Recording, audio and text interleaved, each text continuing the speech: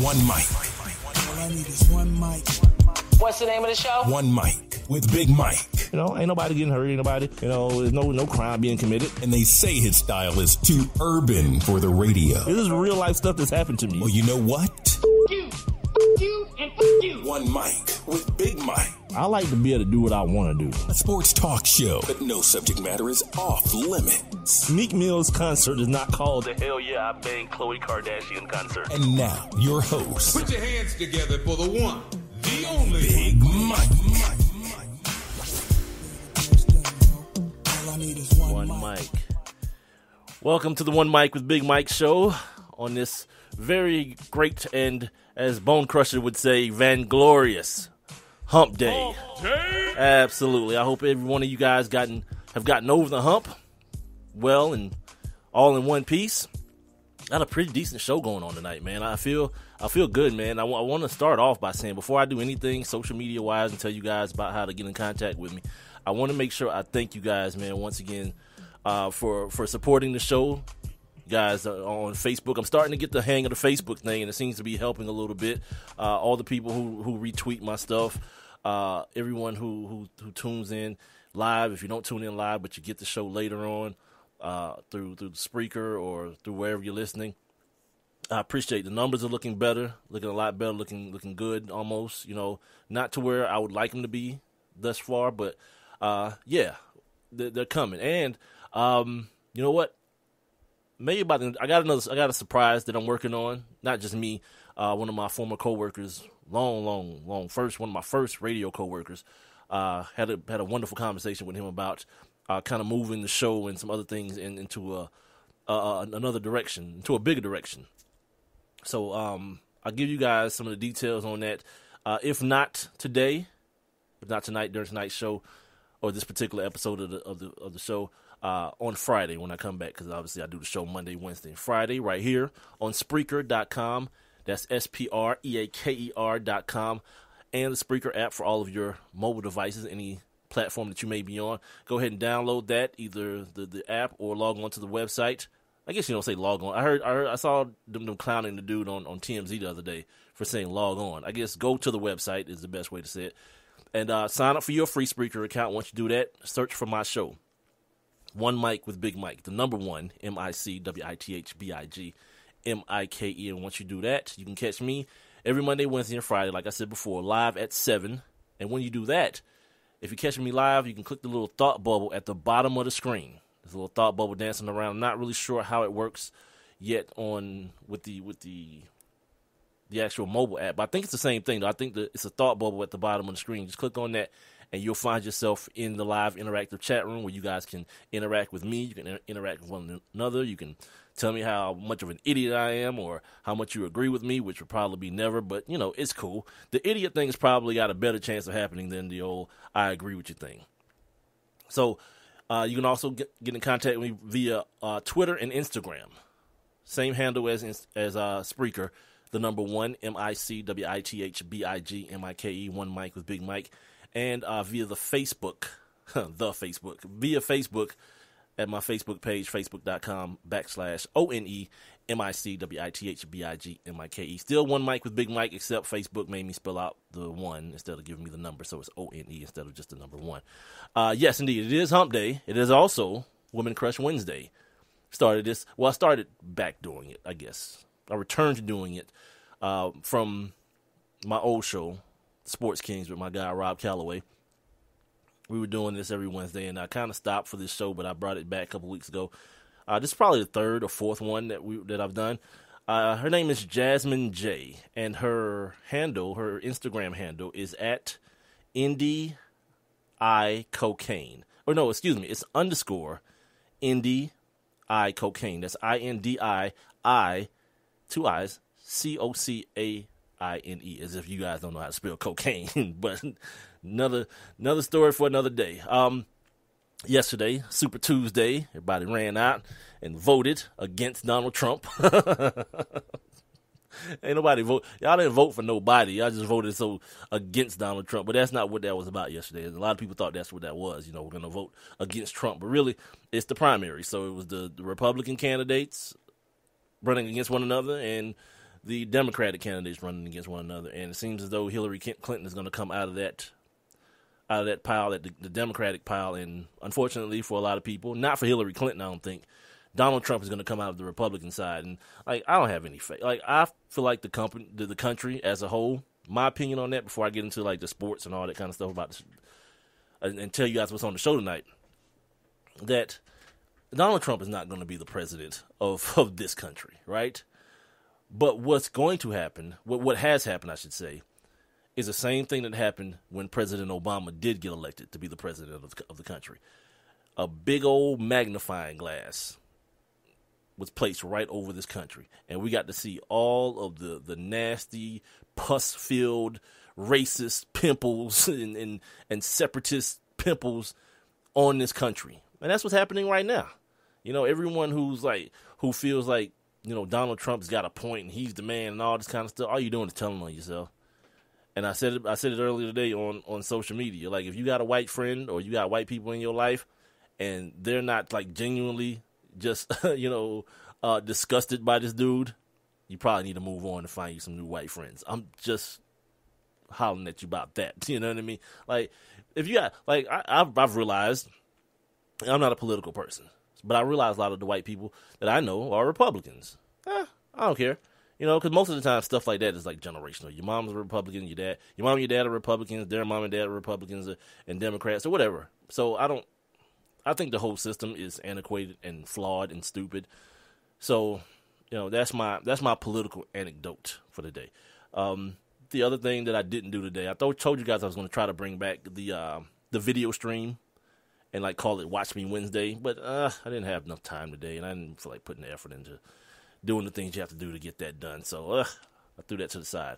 At 7:30, my guy Alex Khvatov of DraftBlitz.com, NFLDraftBlitz.com, will join me. We're going to break down, and not break down, we're going to put a cap on the combine. He's gonna give me his synopsis on the things that he saw. I'm going to ask him a bunch of questions that I have from watching it. I'm going to give him some of my unwanted opinions because he's the expert. I'm just the guy that's delivering the news to you guys, so you guys can see if somebody you thought might be good for your team maybe not be that good for your team, or somebody who you might not have ever heard of. You might take a second look at him and say, maybe my favorite team, if you're here in Atlanta where I'm at, the Atlanta Falcons, may be able to help, may be able to be helped by a draft pick. Speaking of the Falcons, they're in the news today.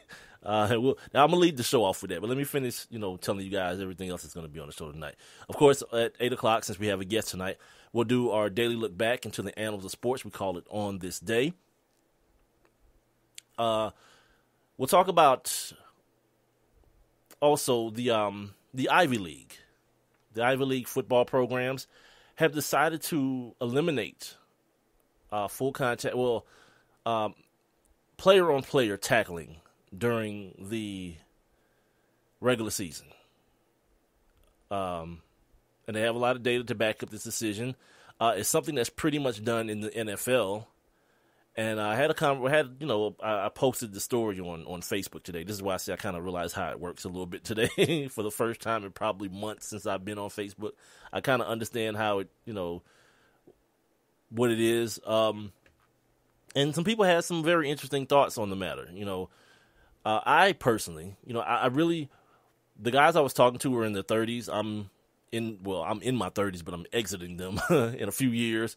But I really like to hear what some women, have to say about this. Women and younger people. Somebody who was maybe lower, in their lower 20s, maybe mid 20s.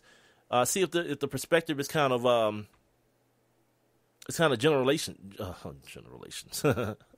generational. Excuse me. So yeah, I look forward to talking about that. The Atlanta Hawks last night took an L to the Steph Curry-less Golden State Warriors. We'll mention that briefly. LeBron James is in the news today. He tweeting stuff. Reports are coming out from Stephen A. Smith, so take that with whatever you want to take it with, whatever grain of salt you want to take it with, about the unhappiness of Kyrie Irving. I got some kind of like some off off-cuff things I want to talk about as well. I don't know if you guys saw Noisy on this new channel. It used to be History Channel 2, but now it's called Viceland.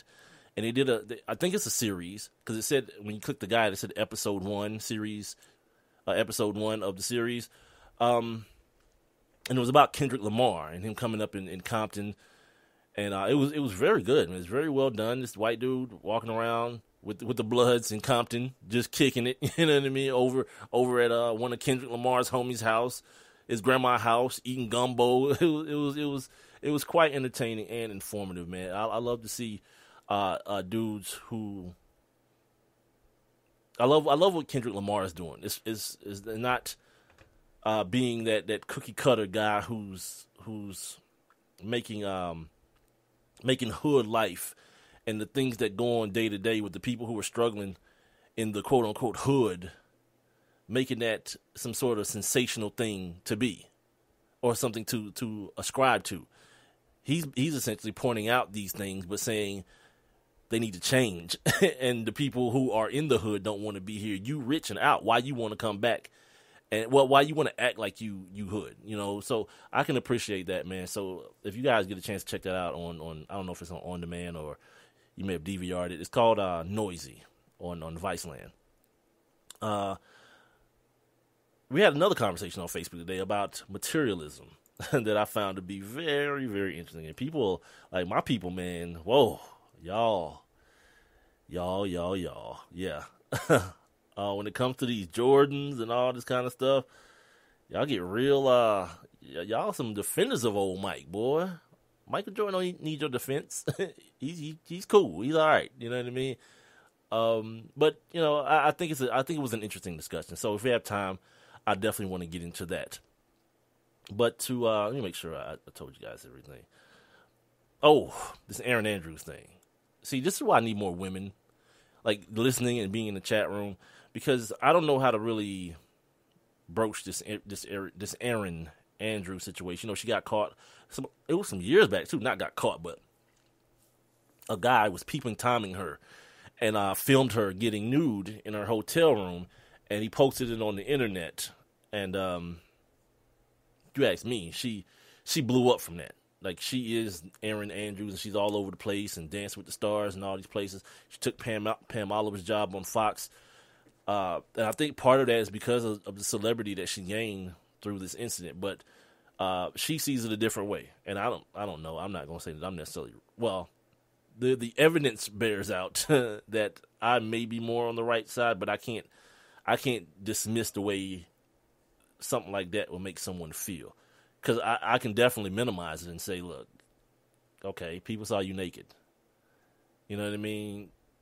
Women have been through much worse. And maybe that is as just as bad. I'm not sure. I need for some ladies to help me out on that one, because it's kind of weird. But it happened. All right, so today, the big news here in the city where I'm at, the city of Atlanta. Speaking of people giving the input on the show, you guys make sure you jump on in the interactive chat room right here on Spreaker.com. Again, it's like speaker with an R in between the P and the E. And then once you find my show, the number 1 MICWITHBIGMIKE, just look at the bottom of the screen. There's a little thought bubble. Click on that. You guys can holler at me, holler at each other. And like I say, there's some subject matter tonight that I would like some feedback on, if possible. This Roddy White situation, it's always weird to me, right? When these type of things happen, and for whatever reason, at certain times, people don't see it coming. Like, I saw this Roddy White thing coming years ago. You know what? I almost think I asked him about it, if I can recollect, because you don't trade up the way the Falcons did and give up the amount of picks that they gave up to have a 1A and 1B at receiver. No. That dude is the dude. The dude that they drafted, Julio Jones is who I'm talking about. He's the dude. And the other guy who was the dude, your time is winding down. Now, if you can be moderately productive, you can tell yourself whatever you want to. You can tell yourself, I'm not the number 2, I'm the 1B. whatever. If I put you guys in order, guess what? You'll be the second. You know what I mean? So that whole 1B thing, label it how you want to. And then a few years ago, Roddy started accumulating these lower leg injuries. And I was like, well, it may be time, man. It may be time for this, for the Falcons to move on in another direction. This is when, remember Harry Douglas had a hell of a season 2 years ago, his first 1,000-yard season. And I didn't know how they were going to handle both situations. Obviously Harry Douglas had become a free agent, so it was a lot easier for them to just say, all right, Harry, thanks for the memories, and, we'll holler at you, And that's what happened. Harry Douglas ended up in Tennessee. Well, now, it's Roddy White's turn. And what I do remember asking Roddy White, the last time that I had him on the show, I asked him, would you be one of those guys that they just gonna have to stop calling you for you not to come back to work? And he said, no, I'm gonna know when it's time. We'll see. Roddy White last year, just over 500 yards, only one touchdown. Career low. Well, I don't know if it's career lows, because the one thing I want to remind my people here in Atlanta about, the people who are all emotional and, oh, he did so much. Y'all used to kill that dude. Like, I was working at radio at the time when Mike Vick was here, and, Roddy White and Michael Jenkins was the wide receivers, and Algie Crumpler. And man, people calling this dude need hand replacement surgery. He's a bust. What are the Falcons thinking? Drafting the dude in the first round of the UAB. All this stuff. And then Matt Ryan came in, and then we saw what Roddy could be. And then we heard from him a little bit into the I guess Matt Ryan era, talk about, the struggles that he had in the beginning were due to him wanting to be out and about, not taking his craft seriously. And I remember hearing the story that Matt Ryan called him out the first day, as a rookie. First day he showed up at practice in the huddle. He was like, look, you need to get your S together, because I need you. And we've seen what Roddy has become, the all-time statistical receiving leader in Atlanta Falcons history. I have his numbers here somewhere. Something like, I think Roddy has like 10,000 yards, I think. Over 10,000 yards catching the football. And this is after that slow start. So I can understand the, 10,863, almost 11,000 yards and 808 catches. So, I can understand you being, I don't know. I don't want to say sad. I don't want to say sad because he didn't die and he didn't do it for free. He got compensated handsomely. So I don't want to say sad, but I can't understand the shock. Like, the one thing I'm always trying to impress upon the people who follow sports, especially nowadays, like, this ain't the day, man, where dudes spend their whole lives with one team. That don't happen in the NFL. Like, understand the team that you root for, and also understand the business side of the game, where, guess what? Your productivity has to match the money that you're making, or you'll be playing for somebody else. It's just what it is. Shout out to my man, Mark Cooper. He's in the building. My guy, Matt, he's in the chat room. You guys can join the chat room as well. Just go to Spreaker.com or the Spreaker app. Search for my show, the number 1, MICWITHBIGMIKE, One Mike with Big Mike. And then click the little thought bubble. You guys can get on in here. These two guys are big-time Atlanta Falcons fans. I love Matt's tweets on Sunday, man. It's so amusing to me. But no, like, the Roddy White thing has to happen. I think it should have already happened, but Arthur Blank, and I said this for a long time, like, when he first bought the team and he did all that stuff with the tickets and all that kind of stuff, Arthur Blank comes from a customer service background with, sorry guys, Arthur Blank comes from a customer service background with Home Depot. So he's used to hearing the wants of the customer in this case being the fan. So when he came in, people here remember this, he slashed ticket prices, brought in Mike Vick, somebody who's going to excite people and get people into the stadium and make the Georgia Dome a home for his team. And I think some of that still even happens with the players. I think he grows close to him. As a matter of fact, he even said that he penned a letter to Roddy White. I don't know if he penned a letter. Let me stop lying like I know what's going on. But here's what Arthur Blank said about Roddy White and him being released today. He says, quote, "Roddy is one of the greatest players to ever put on a Falcons uniform. And even more importantly, he's a man of tremendous character, and I and my entire family have profound professional affection and respect for. I have developed a special relationship with him over the years. My children have grown admiring him, and our partners and I share a debt of gratitude for what he has meant to our team. Truly, there are no words to adequately express my thanks for all that he has meant to me, my family, the Falcons, and to this community, both on and off the field." Now, see, that's a man who, and there's no fault in that. You know what I'm saying? Because I think people who work for people would love for that to be the case. Like, for example, I'm gonna give you a perfect example. Last year, Vince Wilfork, long-time New England Patriots, fan favorite, right? Got cut. That dude went on, found him another team, and then never uttered a negative word about the team he left. Not saying that Roddy will. You know what I mean? But it wasn't always that way. If you go back many a year, there was a situation where a man named Lawyer Malloy, he got cut the day. Now I think it was 2 days before the season started. And he was pissed by the Patriots.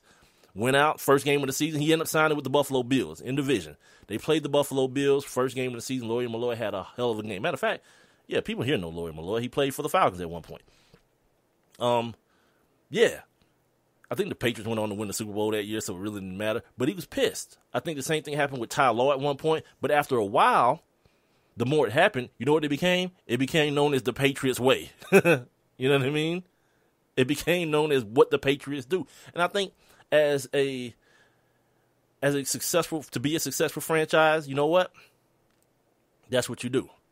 You let people understand that, yeah, it's all love, but there is a bigger picture. There's a bigger goal, and trying to find that give and take. Matt's asking me where do I think Roddy's going to go. Let me address that here in just a second. I'm going to finish up with Arthur Blank's comments. He actually confirms what I said, right? He said, "It is always a challenge to balance how we feel about a particular player with the implications of the salary cap," that's another issue, "as well as the clear commitment we have to our fans and stakeholders to assemble a championship caliber roster each and every year." That's true. It is what it is, man. You know, Roddy did some things that keep it real. If you're here in Atlanta, keep it real. A lot of things. If someone would have told you, I don't know, 9 years ago, Roddy White's going to be the best receiver this franchise has ever known, you'd probably say, "Shut your ass up, get out of my face." You know what I mean? But nah, it ain't riding that way. Finally, Coach Dan Quinn says Roddy is one of the best competitors and warriors I've ever been around. That's a quote. Although this was a difficult season, we feel this is the best for everyone as we continue to put together this team, not just for the 2016 season, but for the future as well. Exactly. So Matt wants to know where I think Roddy's going to end up. Everybody's like doing this close to home thing, this revenge thing. He's going to end up in Tampa, and we're going to have to see him 2 times a week. Well, Tampa's got 2 big receivers. They need speed. They need guys that can like work that slot out a little bit. You know what I mean? And Roddy's he's a big guy, and a lot of what's kind of hampered him in these last couple of years, other than the injuries, that he was never a very explosive guy. But he was like an all-state wrestler, so he understood leverage and how to use his body and things like that, which can still be something that a team could use. But for those people who are saying Roddy's going to go somewhere and become a Pro Bowler again, stop. You're in that bubble. You're in that fan bubble. We want to keep our players in that bubble that they never change. No, Father Time is undefeated. It is what it is. To answer your question, we don't know what Calvin Johnson's going to do. They're going to need somebody opposite Golden Tate, obviously. Victor Cruz is still a guy that's up in the air as far as the Giants are concerned. The Bears, they just franchised Alshon Jeffrey, right? since Brandon Marshall left, they couldn't. The kid from West Virginia is supposed to be healthy this year, but he's still going to be young. So having another veteran help bring him along, because I think that's going to be Roddy's role now wherever he goes.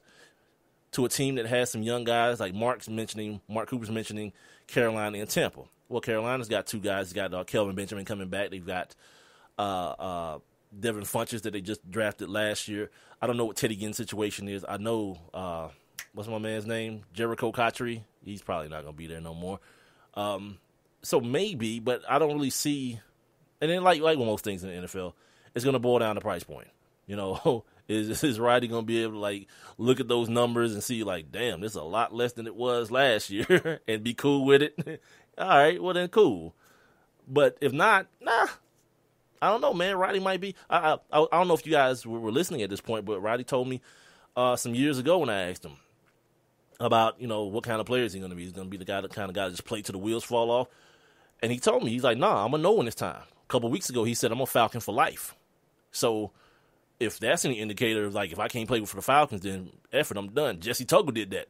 Like, Jesse Tuggle had a couple more years left in him, right? The Falcons cut Jesse Tuggle. Jesse Tuggle was like, you know what? I'm good. I'm going to go in and just, like, rack it up, take it to the crib. And I mean, he felt that strongly about not playing anywhere else to where he just wanted to be a lifelong Falcon. Which, by the way, if I had a favorite Falcon, you know, I don't do those shows where, like, who's your favorite Falcon? If I had one, it'd probably be Jesse Tuggle, to be honest with you. You know what I mean? Like, I love Jesse Tuggle. But maybe Roddy's that guy. Maybe this whole thing about Roddy playing somewhere else is just people wanting to be. You're wanting him to be all right. Let me tell you something. Roddy's all right. He got paid very well to do a hell of a job while he was here in Atlanta. Again, after a slow start, very inconsistent start, you know, he turned into a businessman, you know, and realized some things needed to change in his life, and they did, and he became a hell of a pro.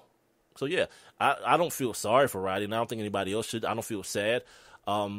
I'm glad, man. Because many people, like, what's the average? They said the average NFL career is 3-point-something years. Right? He's played 11 years. Like, he's like quadrupled that almost. So, yeah, good for him, man. Good for him. He'll be someone who'll be remembered by at least the franchise forever. Maybe not. Maybe Roddy never got the league-wide acclaim. But, you know, that's life. But as far as his franchise is concerned, he goes onto that list of guys like what's the dude's name that went to Redan High School here in Atlanta? Terrence Mathis, guys like Andre Rison, guys like himself, I guess, you know what I mean? So yeah, Roddy White, just be all right. Be all right with Roddy not being here anymore. And if he plays again, so be it. If not, trust me, he'll be all right. All right, I got Alex Khvatov from NFLDraftBlitz.com coming up next. I'm going to take a quick break here. We're going to talk a little bit about this NFL Combine. We're going to put a little bow on it, get an expert opinion, not mine. I'll just be the one asking the questions. So we'll get an expert opinion. We'll do that next right here on One Mic with Big Mike. Don't forget I'm on Spreaker.com every Monday, Wednesday, and Friday, and on the app, live at 7 o'clock. So make sure you tell a friend to tell a friend to tell a friend, and follow me online at Twitter and Instagram at the number 1, MICWITHBIGMIKE. Adopt US Kids presents Multiple Choice Parenting. Your daughter just had her first breakup. Do you A, put yourself in her shoes? How could he do this to you? And for Sheila, she has split ends. B, console her? Oh, sweetie, this is going to happen a lot. 4, maybe 5 more times before you get married. C, take charge? Got to get this all straightened out. Give a little talking to, man to man, mano a mano. Hey, Steve. Is now a good time? No? Okay, no problem. Bye. Or D, help her find a new boyfriend? I know a great place to meet boys. The internet. Nice, single boys. Never mind. How about some ice cream? As a parent, there are no perfect answers. But you don't have to be perfect to be a perfect parent. Thousands of teens in foster care will love you just the same. For more information on how you can adopt, visit adoptuskids.org. A public service announcement from the U.S. Department of Health and Human Services, Adopt U.S. Kids, and the Ad Council. Dave, what are you doing? Just sending a gift to Dave 2037. Who? Me in the future. I save a little money from every paycheck as a gift to Dave 2037, so he can spend it on things like anti-gravity boots or a hologram Doberman. Something cool like that. I think Dave 2037 deserves it. He worked hard. What are you getting Steve 2037?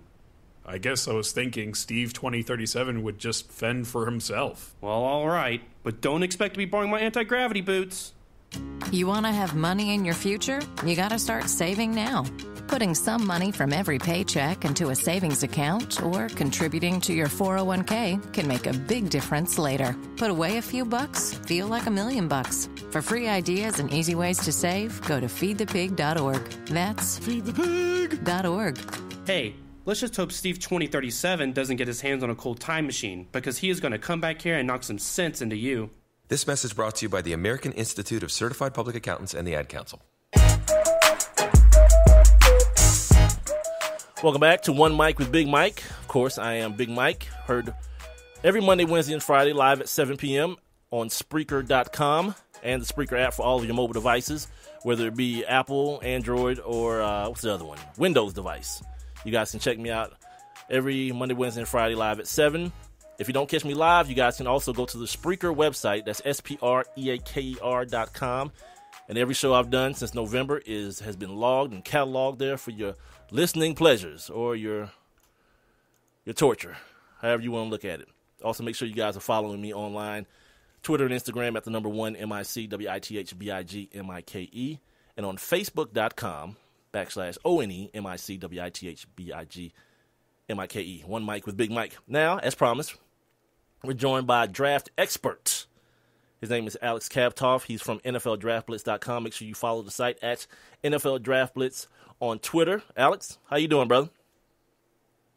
I'm doing well. You know, the scouting combine is over, and now we're going to put the finishing touches on this boy. You know, it was definitely interesting. It's always interesting, but I think that the scouting combine has become, you know, more media driven, and it's gotten too big, Mike. Too big. You know, it seems really? like we're in what watching way? The scouting. You know, we're watching the scouting combine. We pay attention to these numbers too much. You know, if a guy runs a slow 40, that's it. We get rid of him. We forget that he was a good football player in college for 2 or 3 years, but he has good tape. And obviously NFL teams and scouts, they know better than that, because the scouting combine for them is mainly interviews and medical checks and getting to meet some of these underclassmen for the first time, because remember, over 100 underclassmen entered the draft. Right. So this was the first time that NFL teams could meet with them in private for 15 to 20 minutes and ask them the tough questions, find out the type of players that they are and whether they fit into their locker room. So how much weight do you, as a draft expert, put into the draft combine as far as your entire evaluation goes? Like, give me a percentage of weight that you put on the draft combine as it relates to what you do. I would say 2%. Wow, that little. Yeah, I'll tell you what I do pay attention to. I pay attention to those agility drills. I pay attention to the 3-cone. Right. I pay attention to the 20-yard shuttle, because it gives you an indication how good of an athlete this guy is, whether he can change directions really quickly, whether he's explosive. Start and stop. I think you see this stuff on tape, but sometimes it's misleading. And I think it's a good indication. Then you pay attention to like the Wonderlic test for quarterbacks. You pay attention for arm length with offensive linemen, whether this guy belongs at tackle or guard. What about hand size? Center. How do you feel about hand size? For quarterbacks, I'm not a big hand size guy. For quarterbacks, I got you. Look, there was a lot of, obviously, hoopla about Jared Goff and his hand size, 9 inches. You know, Tony Romo has 8 inches and 7/8, if I'm not mistaken. So there's some quarterbacks in the NFL that have small hands. Teddy Bridgewater, I think, is 9 inches and 1/8 or 1/4. I'm not a big hand size guy, all right? The most important thing to me is, can this guy grip the football, and does he fumble the ball? I think that's the question with Jared Goff. It's not the fact that he has 9-inch hands. It's the fact that he had 23 fumbles over his 3-year career at Cal. We heard the same thing about Marcus Mariota when he came out last year. He had 27 fumbles in 3 years. So that's a red flag to me. That's a lot of fumbles for a guy that played in a wide-open system, that made a lot of quick reads, that's a bit of a red flag for me. And it should be a red flag for NFL teams, but not hand size. Well, let's talk about that group real quick. Let's talk about that group in its entirety. Like, what did you feel? What did you get from the throwing exercise or the throwing drills on the field? I know a lot of people say it shouldn't matter who your receivers are. They like to see the guys throw, see their mechanics, their footwork. What did you get out of seeing guys like Goff, Wentz, Paxton, the top guys throw in the combine? Well, I thought Goff did a good job taking snaps from under center. I thought he had clean footwork, a quick release. Carson Wentz showed the big arm. He was able to complete some of those deep passes, something that he's not really good at. The deep ball accuracy is something that he struggles with. But it's really ridiculous. How can you evaluate quarterbacks when there's no pass rush coming in your face? How can you evaluate quarterbacks when you're throwing to wide open wide receivers? There are no corners pressing them. There are no tight windows out there. So, to be honest with you, it is overrated, in my opinion. I mean, you could do well. Your footwork and your mechanics will look good because you don't have anyone around you. But I thought Christian Hackenberg and Connor Cook really struggled, and I think that's what you saw on tape. Cook is inconsistent with his accuracy. He's got the arm. He's got the athletic ability. But the ball placement and the accuracy is just so up and down. And Christian Hackenberg, the most overrated quarterback in this draft as far as I'm concerned, how can you talk about him as a third or even fourth-round quarterback? After watching him at the Combine, I mean, I don't want to spend a seventh-round pick on him. Wow. You can blame the Penn State system. You can blame that he didn't have the offensive linemen, the wide receivers, that they switched the offensive system during his sophomore season. But you can say that his best year was as a freshman when Bill O'Brien was his head coach. And he has taken a step back the last 2 years. This is not a quarterback that I would want under center because he doesn't make good decisions. He struggles with his accuracy. I'm not sure he can read the field. I don't know what's going on. He takes too many sacks. I think Christian Hackenberg is somebody that I wouldn't look at until day 3. He's a developmental type of guy. He's Alex Khvatov of NFLDraftBlitz.com. I highly suggest you guys go check out his website. It's very, very thorough. If you're one of those draft and combine nerds like I am, you'll enjoy it immensely. Also, follow him online. I even clicked a little star on your website there, Alex, so that every time you tweet something about an interview or about a new assessment of a player, it comes up on my phone as though someone's tweeting me so I can read it immediately. He's at NFL Draft Blitz on Twitter. One last thing about the quarterbacks. I wouldn't impress like with the athletic prowess of the entire group, but two guys in particular that I want to ask you about on two kind of different ends of the spectrum. Paxton Lynch was a guy who, during the season, seemed as though he was the surefire first quarterback off the board. And then a guy like Cardale Jones, who pulled up lame in the 40. And from that, a lot of people that I spoke to were like, well, maybe he should have left last year. But now he's putting himself in a position, or he's put in a position where his pro day is the day. Give me your assessment on the rise and fall, first, of Paxton Lynch, and I guess, too, the rise and fall of Cardale Jones.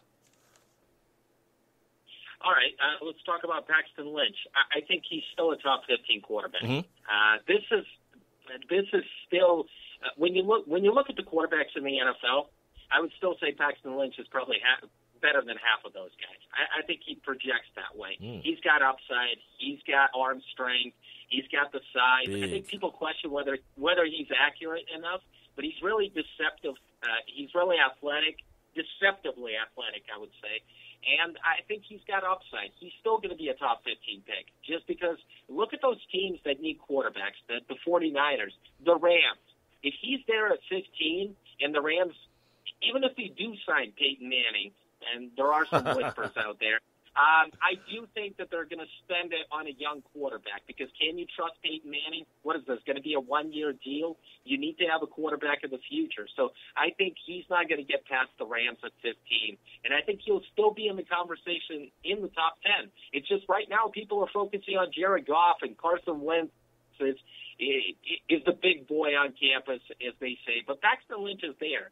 I mean, I think he's going to be the third quarterback taken, but he's not going to get out of the top 15. As far as Cardale Jones, look, this guy, we all remember what he did last year. Absolutely. Right? And a lot of people said, why don't you come out after those 3 games that you started in the playoffs? And you know what?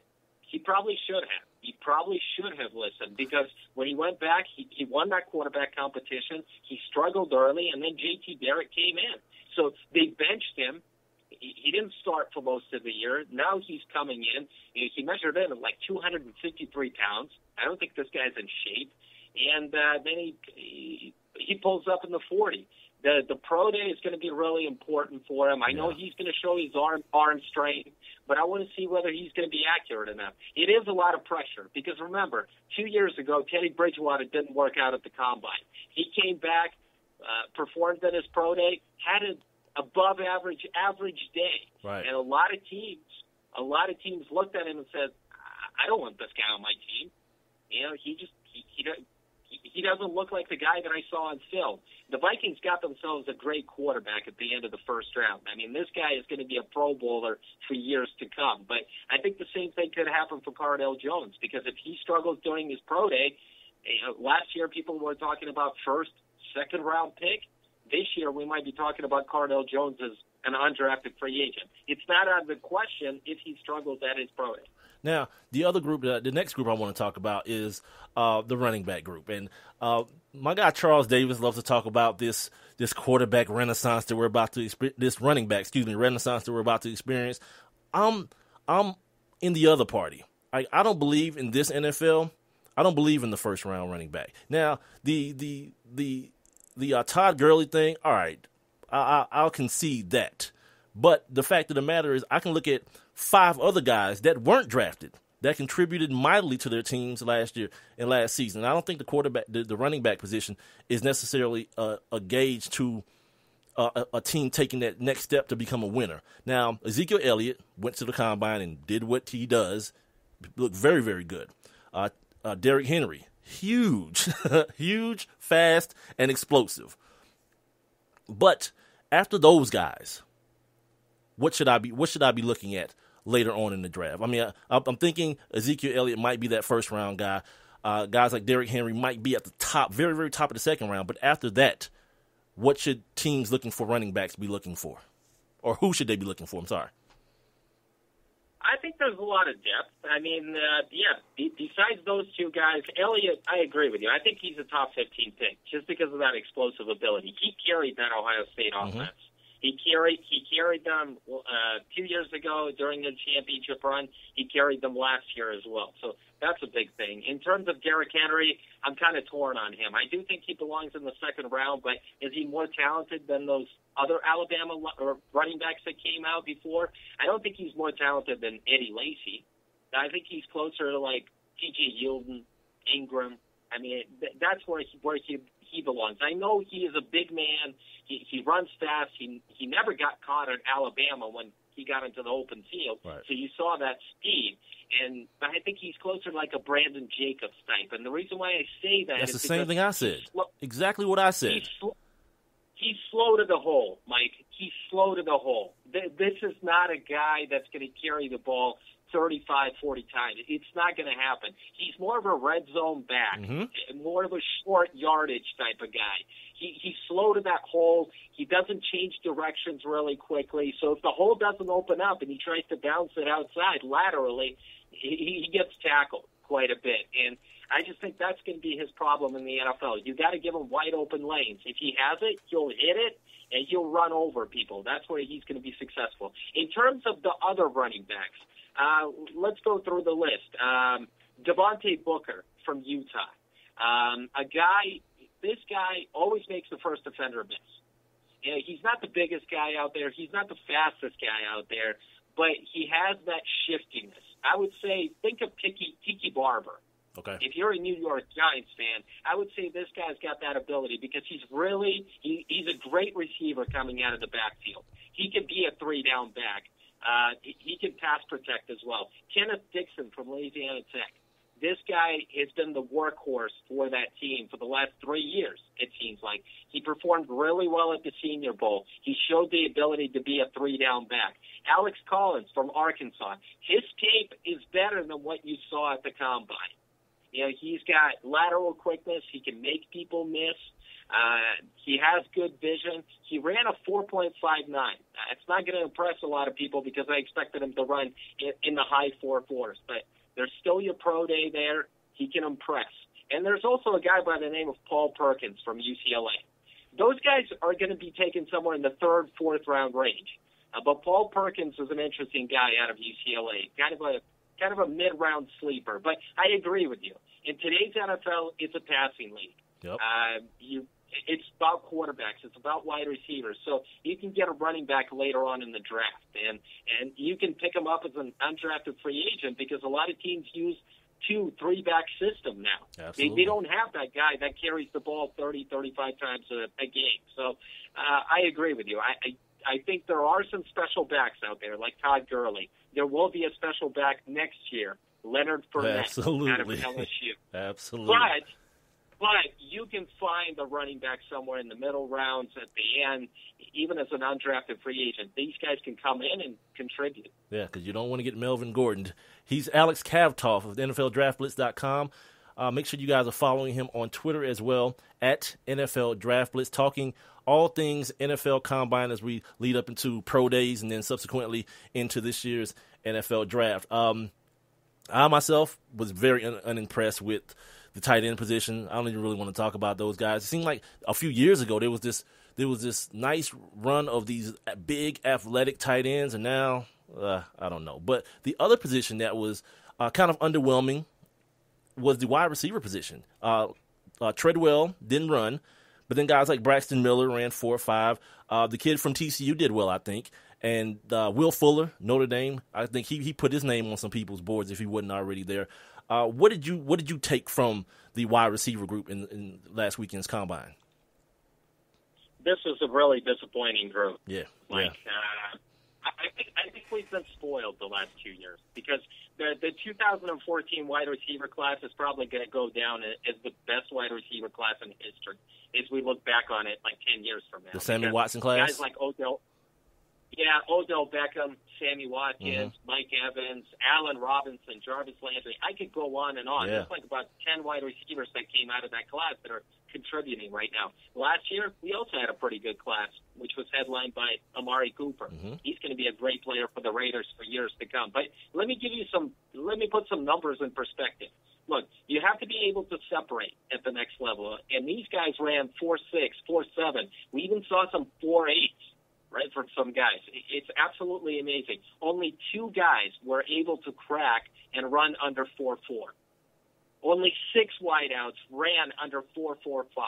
I mean, it really is amazing because usually this is a fast group. Yeah. I was disappointed that Treadwell didn't run. It puts a lot of pressure on his pro day. He does look like a 4.6 guy, a possession receiver. You spend a top 15 pick on a possession receiver? I don't think you do. Would you be surprised if he ran slower? Because of the fact that he didn't run at the Combine, would you be surprised if it's a situation where he knows he's slower than that and he needs some extra time to try to get it lower, that if he runs 4.7, upwards of the high 4.7s at his Combine, at his pro day, will you be surprised? No, I wouldn't be surprised. Mm-hmm. But he is going to be in his setting. It's going to be at his school. He's going to wake up in his own bed in the morning. He's going to feel comfortable. This is his field. So he knows the atmosphere. At the Combine, he could have easily ran a 4.7. Easily. And that's why he didn't. I was surprised that Corey Coleman didn't run because this guy's a great athlete. I think he showed that in the other drills. This guy's legitimate at 4.3 wide receiver. He's a Deshaun Jackson type. This guy scores touchdowns. He's a deep threat. He also drops a lot of balls, but he's exciting. He can change a game. Plays bigger than that, though, too, doesn't he? Plays a little bit bigger than Deshaun Jackson. He does. He's got a little bit more of a physical demeanor. I like the way he finishes at the catch point, but he's got to cut down on those drops. I think Michael Thomas from Ohio State, people see a lot of upside. This is Keyshawn Johnson's Keyshawn Johnson is his uncle. So, obviously, there's that NFL pedigree there. Michael Thomas, underwhelming during his career, I would say. I expected him to dominate a little bit more as a junior. He didn't. The one wide receiver that really disappointed me was Tyler Boyd from Pitt, because I love his game. I like the way he runs his routes. He's quick in and out of his breaks. He's got terrific ball skills. This guy was a player. The fact that he ran a 4.59, that disappointed me. Usually don't pay attention to that, like I said, the 40 time, but I guess that's the type of speed. That's what you see on the field at times. He's not able to separate from those quicker backs. And you question whether he's going to be able to do that at the next level. So Tyler Boyd was the guy that I was disappointed in. Sterling Shepard from Oklahoma might be the best wide receiver in this draft, because of the way he can run routes. He can separate. This guy's so quick, but he is a slot receiver. That's where he's projected to be. That's where he's going to play at the next level. But this guy's so crafty. He's a lot more athletic than people give him credit for. And I swear, all the games that I've seen, all the film that I have on him, I don't think this guy ever dropped the ball. So put Sterling Shepard in your top 3 wideouts in this draft. Okay. Even if he is a slot receiver, even if he's going to be drafted somewhere second, maybe early third round, this guy's got terrific hands, and he's a great route runner. He's going to contribute early because this guy's a gamer. He always shows up in every game, from what I've seen at Oklahoma. Now, last time I spoke to you, we went over your top 10. I saw that the same mock was still on the website. Before we get to that, though, I got to make sure I can't forget to mention this. Okay, so today, the Atlanta Falcons released longtime wide receiver Roddy White. Now, your last mock, you had Reggie Ragland, the kid out of Alabama, going 17 to Atlanta. Now, he showed up at the combine. I was pretty impressed. Big, looked good in the on-field drills as well. But does the new news of Roddy White being released change anything for you as far as the Atlanta Falcons are concerned in the first round with pick number 17? I'm going to stick to it. I think the Falcons will go linebacker. I'm not sure Ragland, whether it's Ragland or something. Maybe it's an outside linebacker.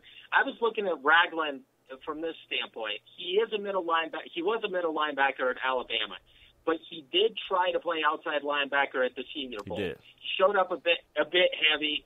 I guess that's not his position, but I do think the Atlanta Falcons need help at the linebacker position. Whether it's Ragland or somebody else, an outside linebacker like Leonard Floyd from Georgia could be a fit there at 17.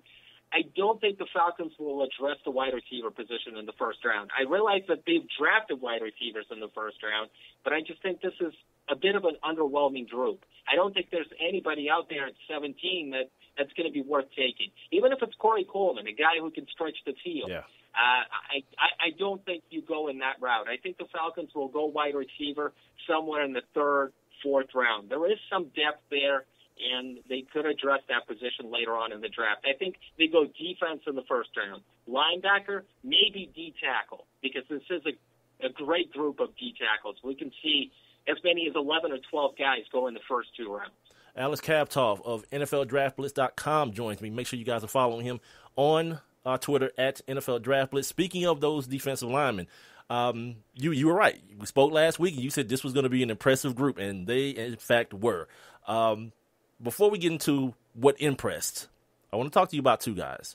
Robert Nkemdiche, who he did what people expected him to do. He showed up, was a freak athletically, but there are some concerns.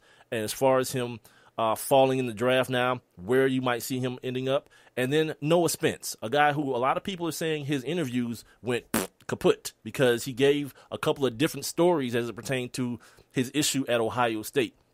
And then he didn't perform as people thought he would last weekend at the Combine. Give me your take on both of those guys before we get into the group as a whole. All right, let's start with Noah Spence. I mean, this guy's had a great Senior Bowl. I mean, he had a great season at Eastern Kentucky, decided to come out as a junior, had a great Senior Bowl. This guy won one-on-one matchups. He was so disruptive. I mean, I was there. He was a disruptive pass rusher, and nobody could contain him. And that's what he does. You can put him at outside linebacker regardless of his 4.8 time. You see that quick first step. You see his explosion. He has that. He could play 3-4 outside linebacker there. I was disappointed with a 4-8, but I was more disappointed with those whispers, like you said, that he didn't ace his interviews. The general managers and teams, they wanted to hear one thing, and they didn't get it. And now they have questions whether they can trust this guy. And that's why I say that Noah Spence doesn't belong in the first round, just because of his off-the-field issues. In my opinion, this is like a Justin Houston situation. First-round talent, top 10, top 15 pick, regardless, because this guy is dominant. He gets to the quarterback. He's like a Von Miller type. I'm not going to compare him to Von Miller, but I say that he can change a game. He can pick up a couple of sacks a game, force a fumble. He can make those game-breaking plays. But I think he's going to drop, whether it's going to be somewhere on day 2, like Justin Houston did. Remember, when he came out of Georgia, he was also a top 10, top 15 pick. Dropped because of his off-the-field issues. So I think there are a couple of teams that are just wishing that Spence will be there somewhere in the second round because they would love to get their hands on him. As far as Robert Nkemdiche, I just don't trust him. Yeah. I don't trust him. No doubt. I'm sorry. No doubt. He was a big-time recruit coming out of high school, but he never lived up. He lived off his name. Yeah. The production just never matched his physical ability. Absolutely. And when a guy in interviews says that he's lazy, he was lazy, that he didn't give it his all on every play, is that what you want to hear? Is this the type of guy that you want to give millions to? Do you think he's going to get better? Do you think those millions are going to motivate him? You know what's going to motivate him? What's going to motivate him is if he slips out of the first round. That's going to be motivation for a guy like that. You think but that'll if you happen? still pick him, I think it's a possibility. If he continues to go down this road, it's a possibility because he's got off-the-field issues. He didn't do well in interviews. He threw his teammate under the bus. Oh, did he? My He goodness. did. So, look, would I want this guy on my team? No. Could he become a Pro Bowl player? Absolutely. Absolutely. But I wouldn't want him on my team because I can't trust him. I don't see how he would fit on a team like the Patriots or the Packers. Those guys would take him off the board. He wouldn't even be there. Yeah. So would some team take a chance on him in the first round? I think they will. He's still going to be a top 20 pick because, teams will look past it. They're going to say, look, this guy's big. This guy's explosive. He can get to the quarterback. We can use him in a number of different ways. But I don't want to hear a prospect say, I'm lazy. Right. I didn't give it my all in college. That's not something that you want to hear. So I was disappointed in his interviews. And finally, we got a couple more minutes here. Well, we got like another minute. So I want to ask you this before you get up out of here because I won't be able to leave my house if I don't. The WTF moment I had from the draft was Keith Marshall, kid from right here at the University of Georgia. And not because I didn't think he was a good athlete, but we hadn't seen a lot of him. He's been injured, and there was a Todd Gurley thing that happened, and then the Nick Chubb thing happened, and then all of a sudden 4-3 happens, and it's Keith Marshall. How do you project him at the next level? I think he's an undrafted free agent, but I think this guy could be a really, really good player. I had him as one of my sleepers heading into the combine, and you know what? He had an incredible combine. He's got, 219 pounds, and he runs a 4.31, which was the fastest 40. He bench pressed 25 reps. This guy has got ability. I mean, when he sees a hole, he's got that home run type of speed, and he's got good vision. We didn't see enough of him, but I think you can put a positive spin on this, Mike, because this guy doesn't have a lot of tread on his tires. Absolutely. He's back from his injury.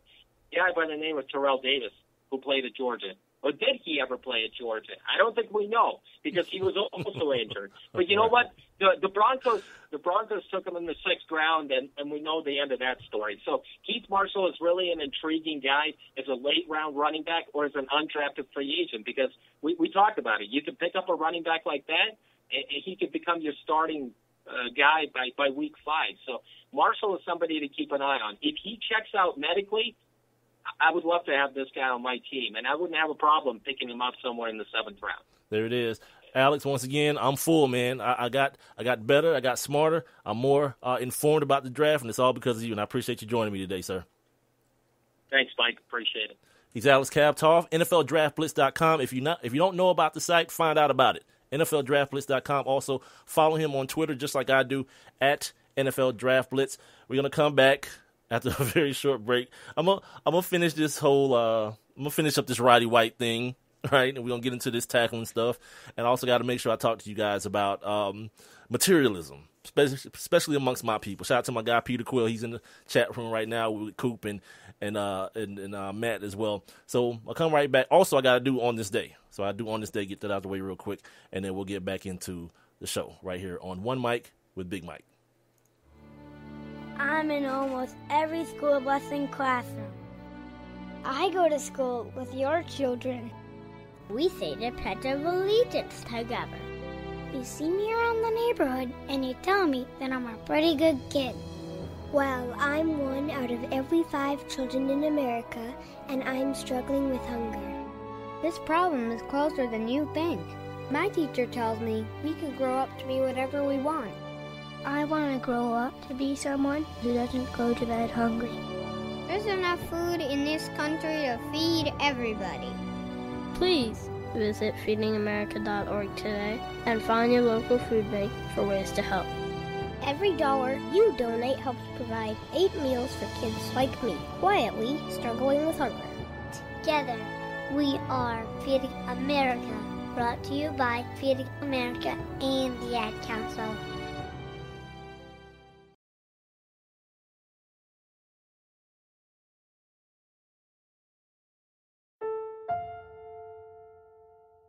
The odds of a young girl being discovered by an industry insider while singing to herself pumping gas.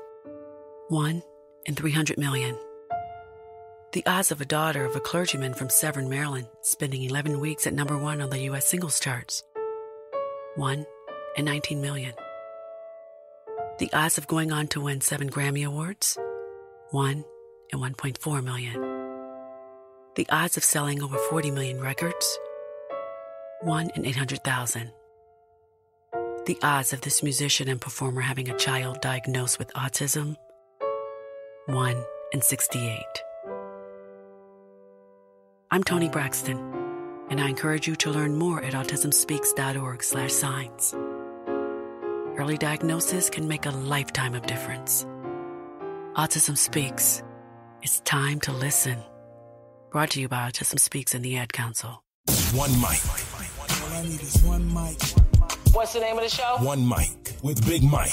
You know, ain't nobody getting hurt, ain't nobody, there's no crime being committed. And they say his style is too urban for the radio. This is real life stuff that's happened to me. Well, you know what? You, and you. One mic with Big Mike. I like to be able to do what I want to do. A sports talk show, but no subject matter is off limits. Meek Mill's concert is not called the Hell Yeah I Banged Khloe Kardashian concert. And now, your host. Put your hands together for the one, the only Big Mike. All I need is one mic. Absolutely. Second hour of the show, getting you all the way over the hump, I guess I should say, on this Hump Day Wednesday. Appreciate you guys for joining me. My guy Peter Quill, Mark Cooper, my guy Matt, all in the chat room. If you want to join them, all you got to do is log on to, there I go again, log on, Grandpa. All you got to do is go to the website, Spreaker.com, or to the app. Download that joint from your app store. Put it on your phone. Search for my show, the number 1, MIC, WITHBIGMIKE. Once you do that, follow me, of course. Follow the show. And then after you follow me, I'm live right now, so you guys can click the little thought bubble at the bottom of the screen. And you can hop on in the live interactive chat room as well. Also, make sure you click the little heart, too. The little like button. I got to get my likes up. You know what I mean? Follow me on Twitter and Instagram at the same handle as you do on Spreaker. One mic with Big Mike. That is the number 1, MIC, WITHBIGMIKE. And check out my Facebook page, facebook.com/ONE, MIC, WITHBIGMIKE. Facebook.com/one mic with Big Mike. Gotta send a little shout out to today's Women Crush Wednesday. Young lady named Jasmine J. She's at _INDII cocaine. So it's Indie cocaine. She's also a service woman. So when you pervs go check out her picture and everything, don't be too pervy and make sure you tell her, thank you for your service and all that, especially if you mean it. I mean, don't just do it because it's something to do. If you mean it, do it. No, I mean it because, I'm glad people volunteer to go because ain't no damn way in the hell they going to get me to go. No draft and all that. I'll be in Canada so damn fast. Shoot, must be crazy. Hot as it is over there too? Nah, good. Way too good. Want to thank Alex Khvatov from NFLDraftList.com for joining me last segment and breaking down and getting me all into the things I may have missed or things you may have missed that happened this past weekend. I know a lot of you guys don't do like I do, just sit down and absorb the NFL Combine. So just to give you guys some, what were they on the Cosby Show? The Cleveland Notes. Give you the Cleveland Notes version of the NFL Draft Combine. But now, as we do each and every day, usually at 7:30, but if we have a guest, we bump it to right now at 8 o'clock in the 8 o'clock hour. We call it On This Day. Now, let's take a look back. On this day.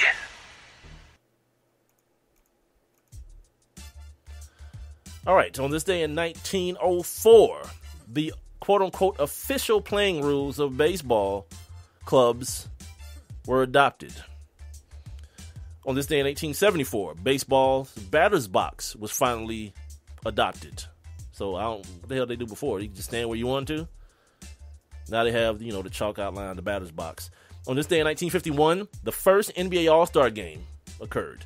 The East beat the West 111-94. That was like the halftime score of this year's game.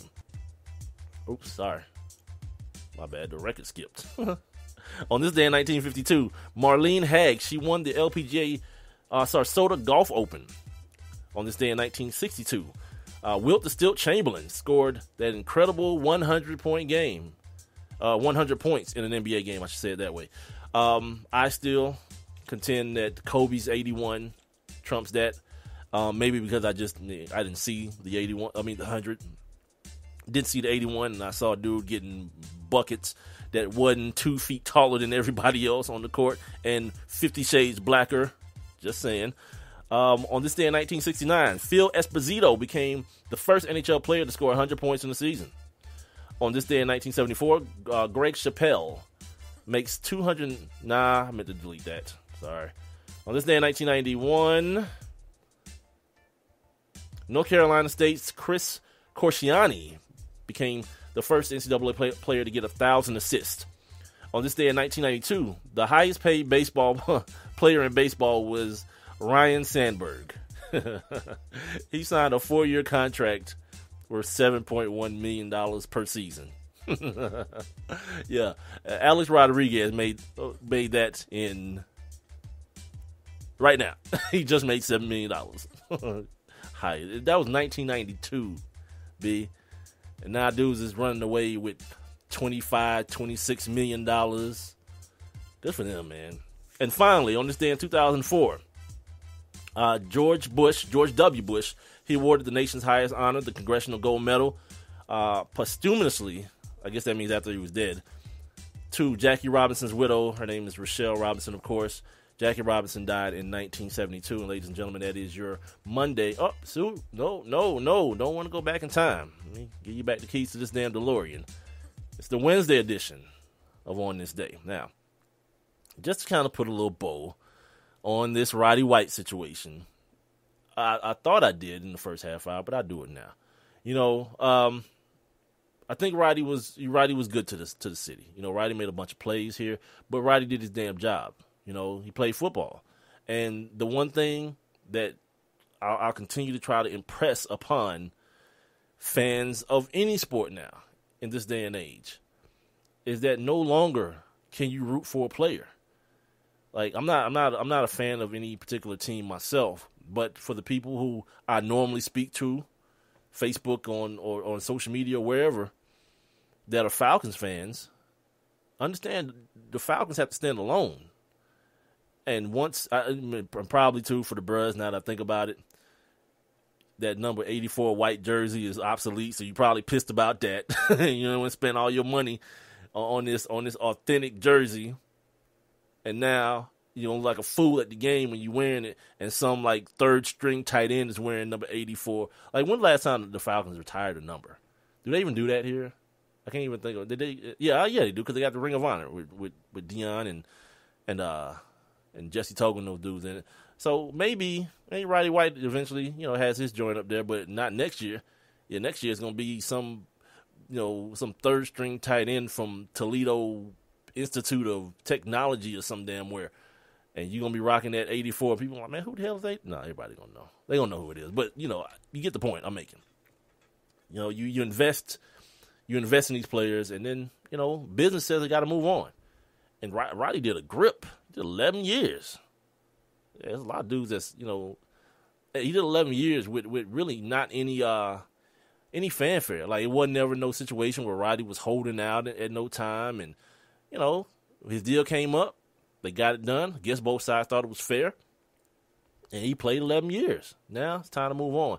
Either to chapter 2 of life or to, chapter 2 of his NFL life in another city somewhere where he can, try to help someone else's quarterback do good things. I think he helped Matt Ryan a lot. I think Matt Ryan helped him a lot too. I think they had a good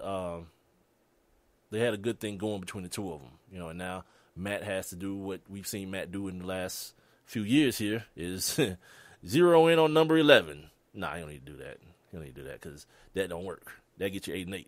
It needs to be more of a balanced situation. Devontae Freeman needs to continue that upward climb before it's time to cut him. Because I know it's going to happen. Devontae Freeman, in 2 years, his contract going to come up, and everybody going to be clamoring, you got to re-sign him. What are you doing? Listen carefully. Devontae Freeman plays running back in the NFL, which means you run his ass into the ground. You give him as many carries as you can. Catches, all those things. And when it's time to go, bounce. I heard today somebody talking about DeMarco Murray wants to be, I think it was like Dan Patrick or somebody was talking about DeMarco Murray wants to be traded back to the Cowboys. That'd be the dumbest deal in the history of deals. Like, you got rid of a dude who had damn near 500 touches on his back. Gave you the best season he ever had, and one of the best seasons that the franchise ever had. Yep, it's time to bounce. Because that ends up bad for everybody.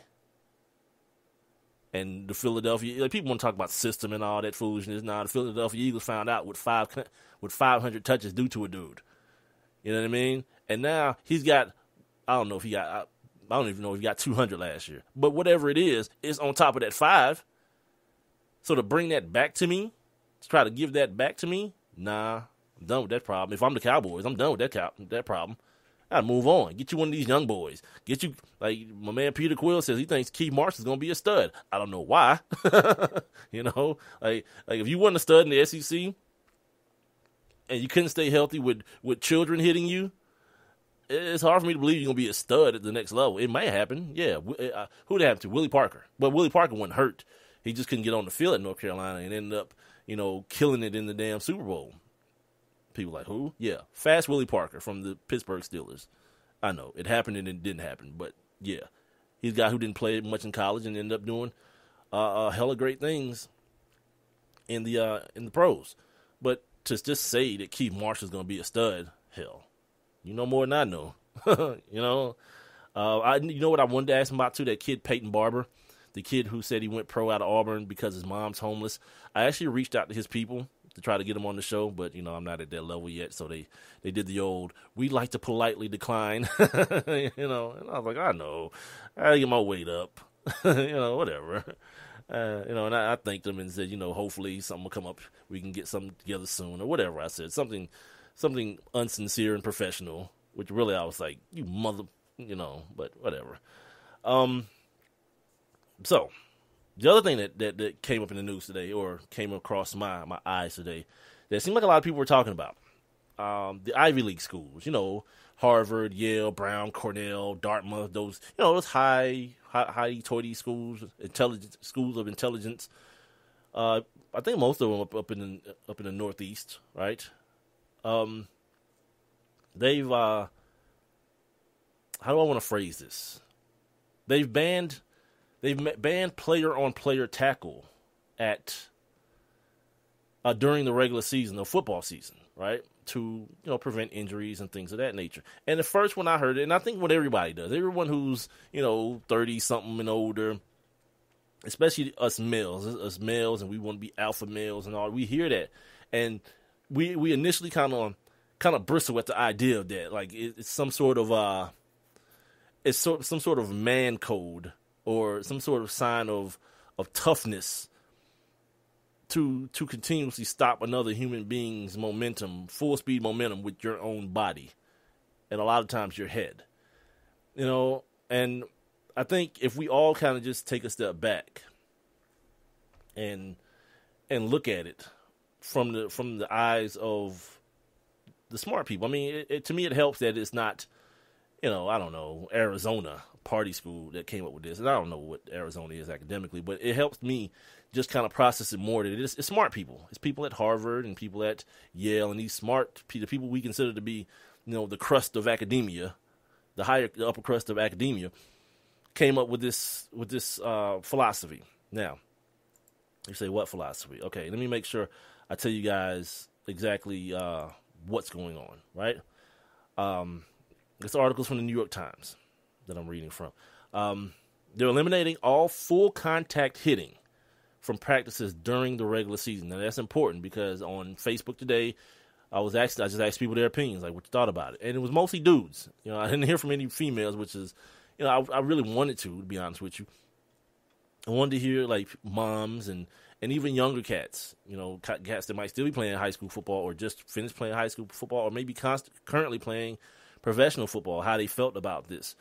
But it's very important for you to understand that they're talking about during the regular season. So during the preseason and spring practice, there are a separate set of rules, which does include player-on-player tackling, scrimmaging, and those type of things. The 8 Ivy League coaches unanimously approved the measure, and they said it was pretty easy. They said it was like 5 minutes, and everybody was like, "Yeah, why the hell haven't we always been doing that?" Well, the Dartmouth coach, let me tell you his name. His name is Buddy Tevens. He's been doing it since 2010. And he's kind of taken the model of what we've seen from the NFL here since this current collective bargaining agreement has been in place. A lot less practice time, one, for the NFL, I mean, and also a whole lot less practice. I think it's something like 14 full pad contacted practices that are allowed for the entire 17, 18-week season.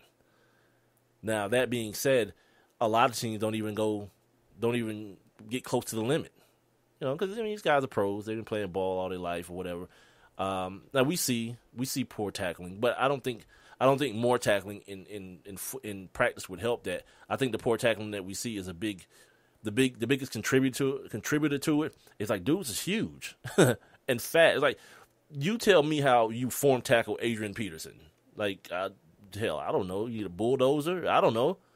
You know what I mean? It's one of those things. Dudes just big and fast now, so it's hard to line somebody up and step on their toes and shoot your hips and wrap your arms and get them down. Like, nah, it's like, whatever, dude. I'm just gonna dive this dude's knees and hope he trip over my body. You know what I mean? That's pretty much what we see now. There are some guys that are thumpers. Cam Chancellor and those kind of dudes. They're thumpers, but still, and yet, guys got to be kind of set up for that. The offensive player has to be kind of set up for that to happen. So this article goes on to say that research has shown that limiting the amount of full contact practices can reduce the number of concussions. In the NFL, concussions during practices in the preseason and regular season have declined since 2012, the year after limits on the number of full contact practices were in place. Consequently, concussions overall rose last year. Now, what I'll say about that is this: the concussion epidemic or the concussion discussion has been diluted a lot by the NFL, and everyone wants to link it to the past players that are experiencing these very, very harsh things, this Lou Gehrig's disease and the CTE and all this kind of stuff, and everyone wants to link it to that. Here is where we have to be more informed as fans of the sport. The reality is, you or I care about nobody's health on that football field. We care about our fantasy team. We care about enjoying our Sundays during the fall. We don't care. We've been programmed like Vontaze Burfict hits that kid, hits Antonio Brown in the playoffs last year, and we all was like, oh my God. And all that's happened is over the last couple of years, that response to that type of action has gone from ooh, damn, look at that, ooh, in a celebratory way, to now an attitude of I can't believe he did that, because we've been conditioned. The NFL, ESPN, the NFL Network, Fox, the broadcasters, they've all conditioned us to feel that way about that type of maneuver, because we know about the Junior Seau situation, the Dave Duerson situations, and all these guys. What's the guy's name that the guy that's really suffering from the Lou Gehrig situation from New Orleans. I can't even think of his name. It's on the tip of my tongue. Anyway, we've seen the after effects of things like that, so it's put us in a different spectrum as it pertains to people getting knocked the hell out on the football field. But I'm here to tell you that's not the NFL's problem. The NFL's problem is 1, lawsuits, and 2, perception. The lawsuit that the NFL is settled or has settled and is still trying to get the details worked out around that settlement for these retired players is because they hid information.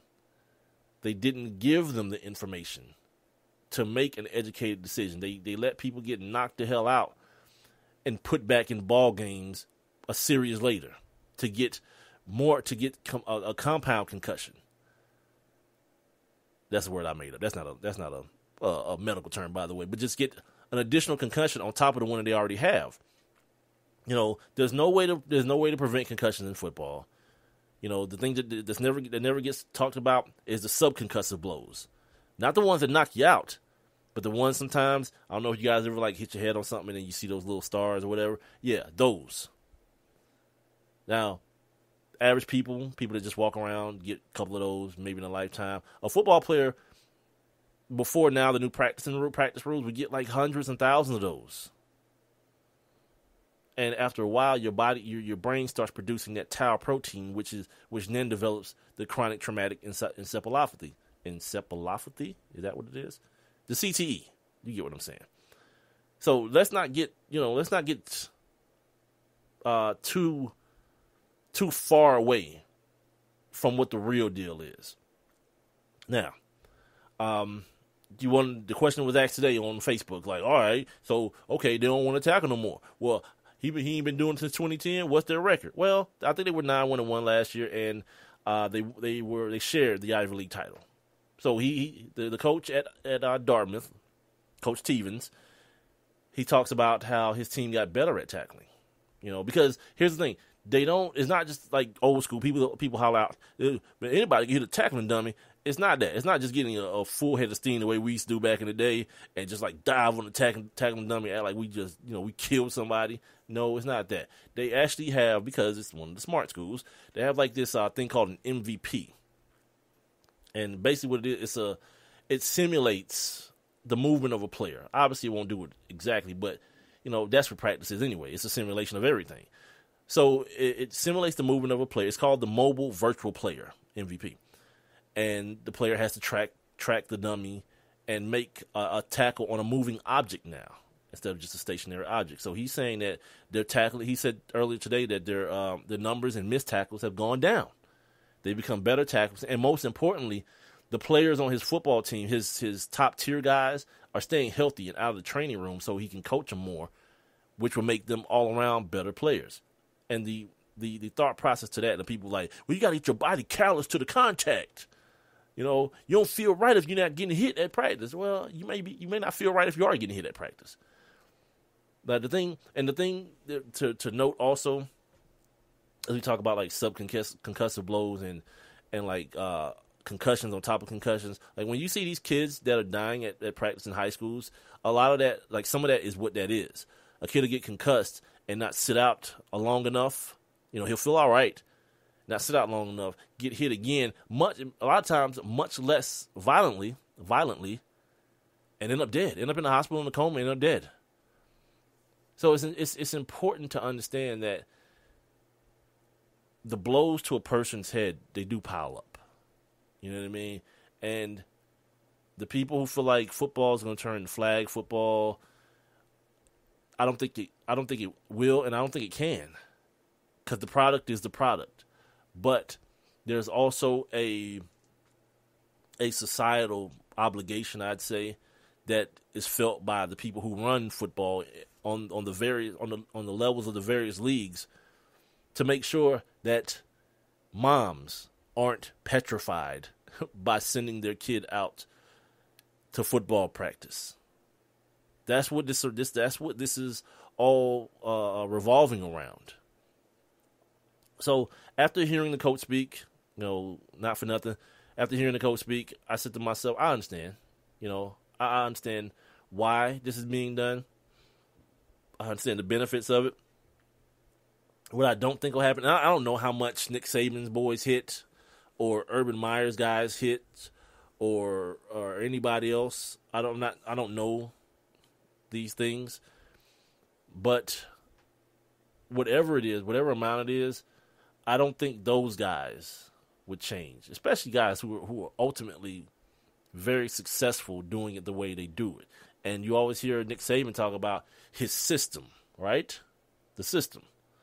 Well, if tackling up to the level, up to the I guess threshold that the NCAA will allow is the system, he's not going to change unless the league changes, and I don't think the league changes anything if Nick Saban can't adapt to it. Like when Nick Saban was hollering and screaming about that damn hurry up offense, and then he was like, all right, since it's taking too long, let me bring in Lane Kiffin. And Lane Kiffin brought him an element of that hurry up offense.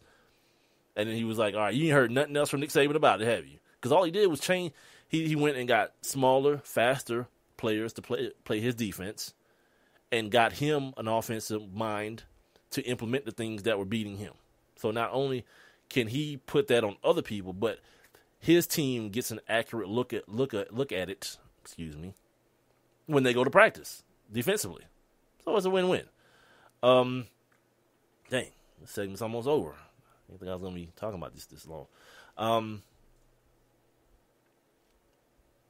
Terry O'Neill, he runs this group called the Practice Like Pros group.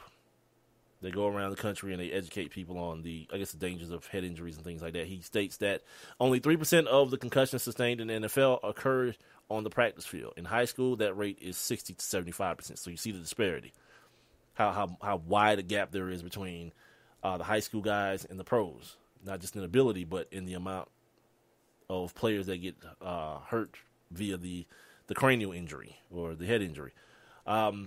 The Boys and Girls Club of Marshall, Texas, for instance, they actually shut down tackle football. And now it's all at the little league level. It's all about flag football, which I'm good with that. Like little kids, yeah. I think that's more of like one of those like dad things and single mom things. They want the kid to be tough, man, tough. Find another way, because my mom didn't pay for college, right? And I ain't played organized football till I was 13, 8th grade. It worked out, Yeah, I wasn't nobody's superstar and nobody's NFL All-Pro, but it got the job done. It got the one job done. And finally, just to give you guys exactly what the NCAA will allow, they allow teams to hold hold a two-a-day practices. They can have full contact in just one of those practices. I don't even know if dudes do that anymore. I remember us doing 3-a-days. You do regular practice in the morning. After lunch, you do special teams, kicking game, and then you come back and do another practice in the evening. It's hot as hell, and it was just what we knew it to be. But with everything comes evolution. You know what I mean? And anything that's not evolving is virtually dead. Full contact practices are also allowed up to 4 times a week and a maximum of 12 times during the preseason. During the season, teams can hold full contact practices no more than twice a week. So we'll see going forward if those things change any. Like I said, it's going to take the guys at the top the Urban Meyers and the Nick Sabans to facilitate those type of changes. But if you ask me, football's all right. All the gatekeepers of the sport, slow down and calm down. Put your spears down and your swords, and you're trying to guard the gate. Don't worry, it's gonna be all right. Speaking of guarding the gate, we gotta talk about materialism and materialism as it pertains to our community, my community, the black community. We'll do that next, right here on the One Mic with Big Mike show. Don't forget, I'm on Spreaker.com every Monday, Wednesday, and Friday, live at 7 o'clock. Also, you can download the app and catch me there as well. I'm also on Twitter and Instagram at the number 1 MIC, WITHBIGMIK. And if you're listening live right now, don't forget the chat room is wide open. Just click the little thought bubble at the bottom of the screen. And once you do that, you'll be in the building, just like Peter Quill, Mark, my guy Matt. You can holler at me. You can talk about this Jordan phenomenon that's continuing to go on and get more and more crazy as I get older and older. Maybe it's always been this crazy, but I'm just getting older. Who knows? We'll be back. The odds of a young girl being discovered by an industry insider while singing to herself pumping gas. 1 in 300 million. The odds of a daughter of a clergyman from Severn, Maryland, spending 11 weeks at number 1 on the U.S. singles charts. 1 in 19 million. The odds of going on to win 7 Grammy Awards? 1 in 1.4 million. The odds of selling over 40 million records? 1 in 800,000. The odds of this musician and performer having a child diagnosed with autism? 1 in 68. I'm Toni Braxton, and I encourage you to learn more at autismspeaks.org/signs. Early diagnosis can make a lifetime of difference. Autism Speaks. It's time to listen. Brought to you by Autism Speaks and the Ad Council.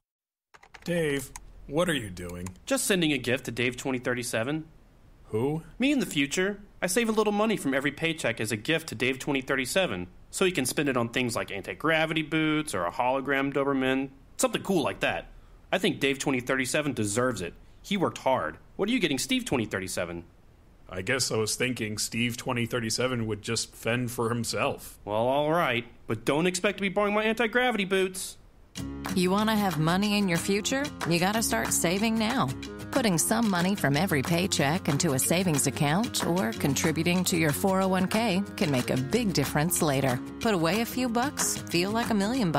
For free ideas and easy ways to save, go to feedthepig.org. That's feedthepig.org. Hey, let's just hope Steve 2037 doesn't get his hands on a cold time machine, because he is going to come back here and knock some sense into you. This message brought to you by the American Institute of Certified Public Accountants and the Ad Council.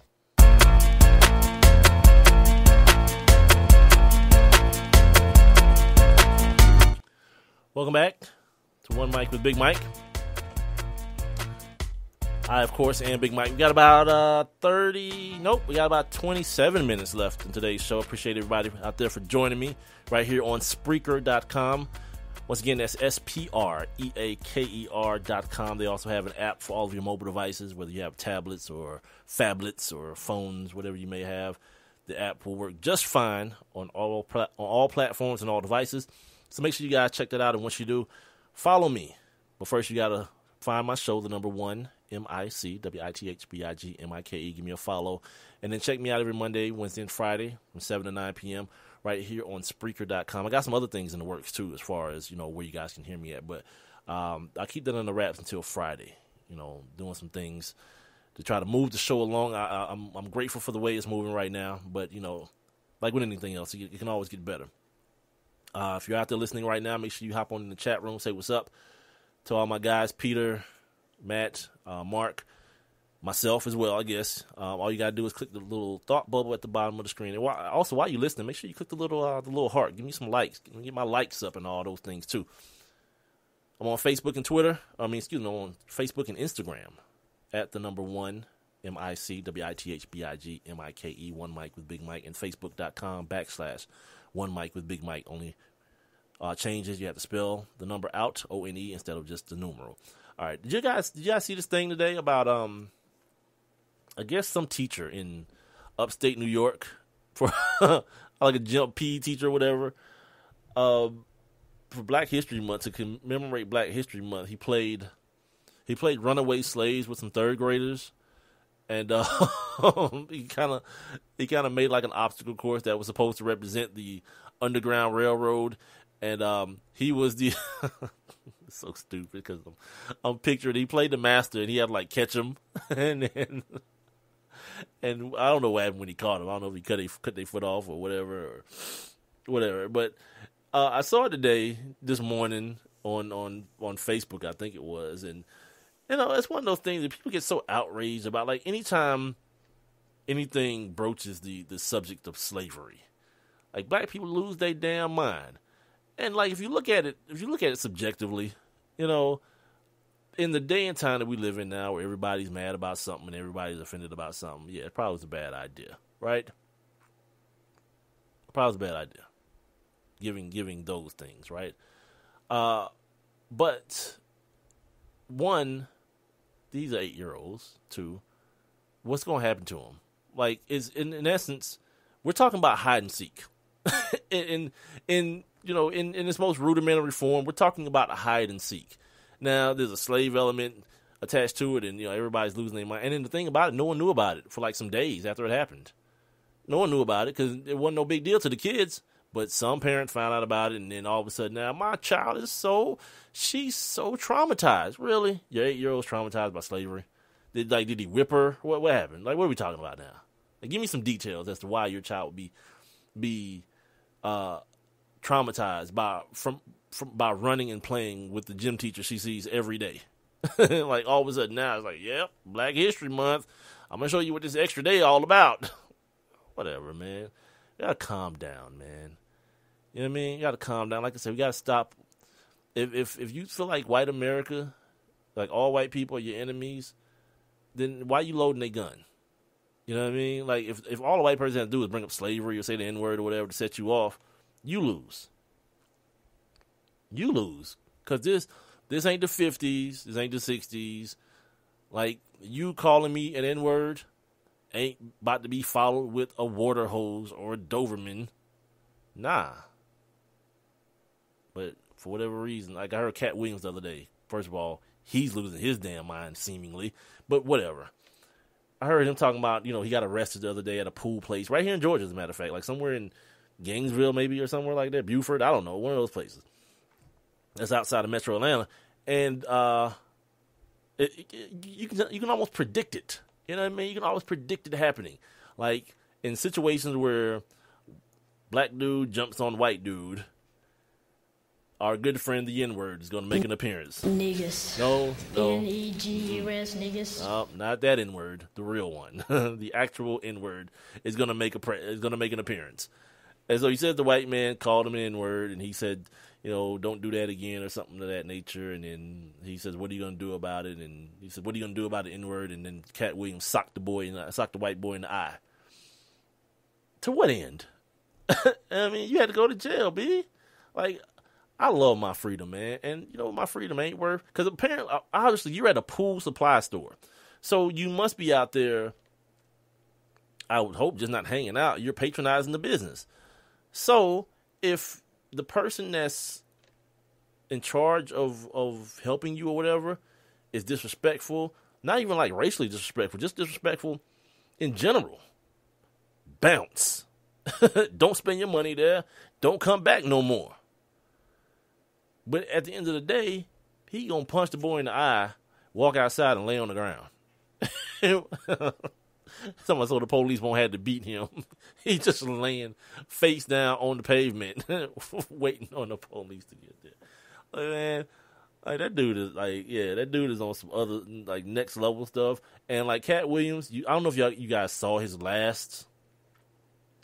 I don't even know if it was an HBO special. Whatever his last stand-up special. Yeah, there was a lot to be desired from the one where he had on the velvet green coat and he was talking about Michael Jackson and all those kind of things and doing the dance, and Lil Jon came out there. I think it was here in Atlanta, as a matter of fact. He did that here in Atlanta. It wasn't funny to me, man. And now he's challenging Kevin Hart. It's just weird. I don't know how I got off. Oh yeah, talking about race relations, man. Like at some point, you know what? things got to calm down, because this Donald Trump thing is real. And, like, you getting a chance, like, at some point, stop. Stop and pay attention to the white people around you. Stop. You know what I mean? Because Donald Trump is doing a lot of us a favor. Like, the white people that was hiding in the wings, like, just going to work, you know, good morning, Jamal. Good morning, Hakeem. You know, telling you good morning all. Now, look at the news. The same woman is on the news talking about, saying, you damn right. You need to get rid of all these damn Mexicans. And we need to get rid of Nick. Well, we'll work on that other stuff later. You know, that kind of stuff is happening now. So, yeah, just pay attention, man. This Donald Trump thing is putting a big old magnifying glass right over this country, man, the people in it, and how stupid they are. So, that being said, so the materialism thing, my man Tariq from what is his handle?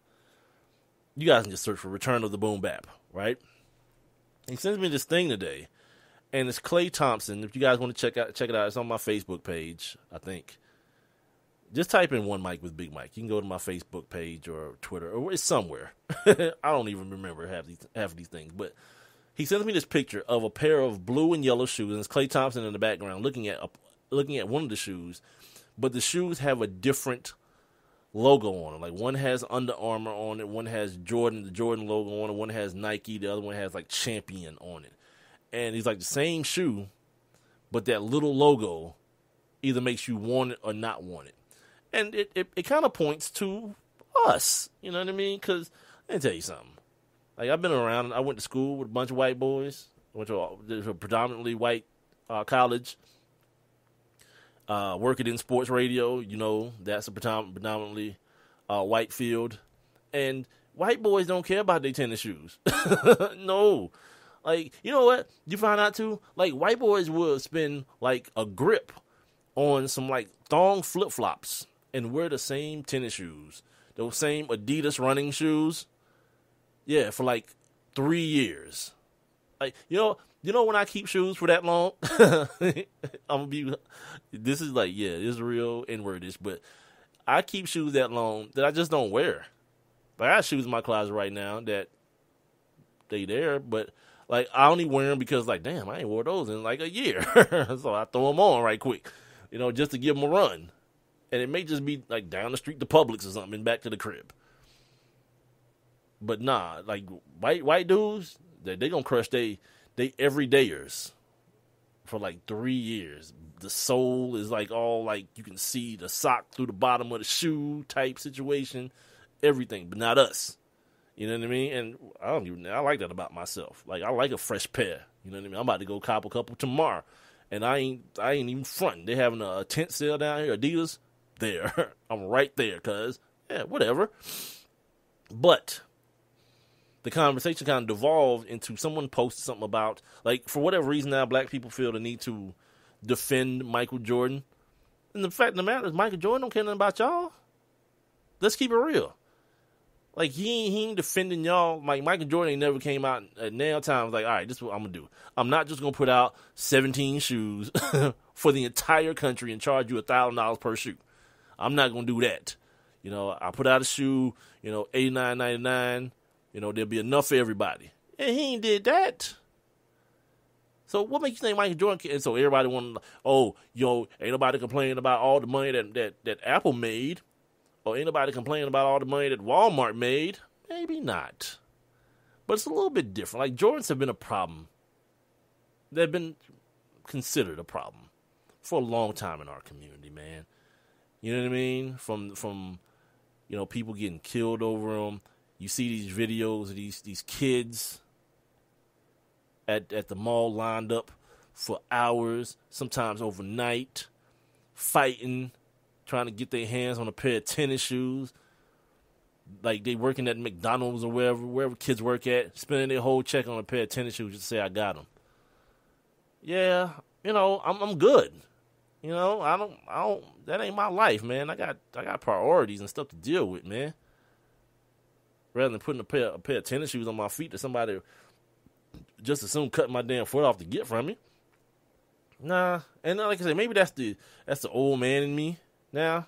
You know, but I wasn't even that. Like, when I bought Jordans back in the day, it was $100-something, but I always knew the girl at Champs. And it was like, you know, you do the thing at the store, you know.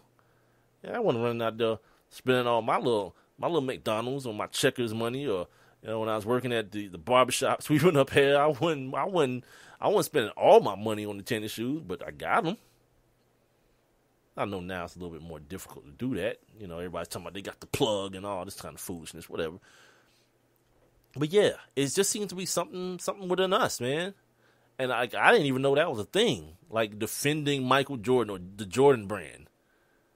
I didn't even realize that was a thing, you know, until just recently that people did that.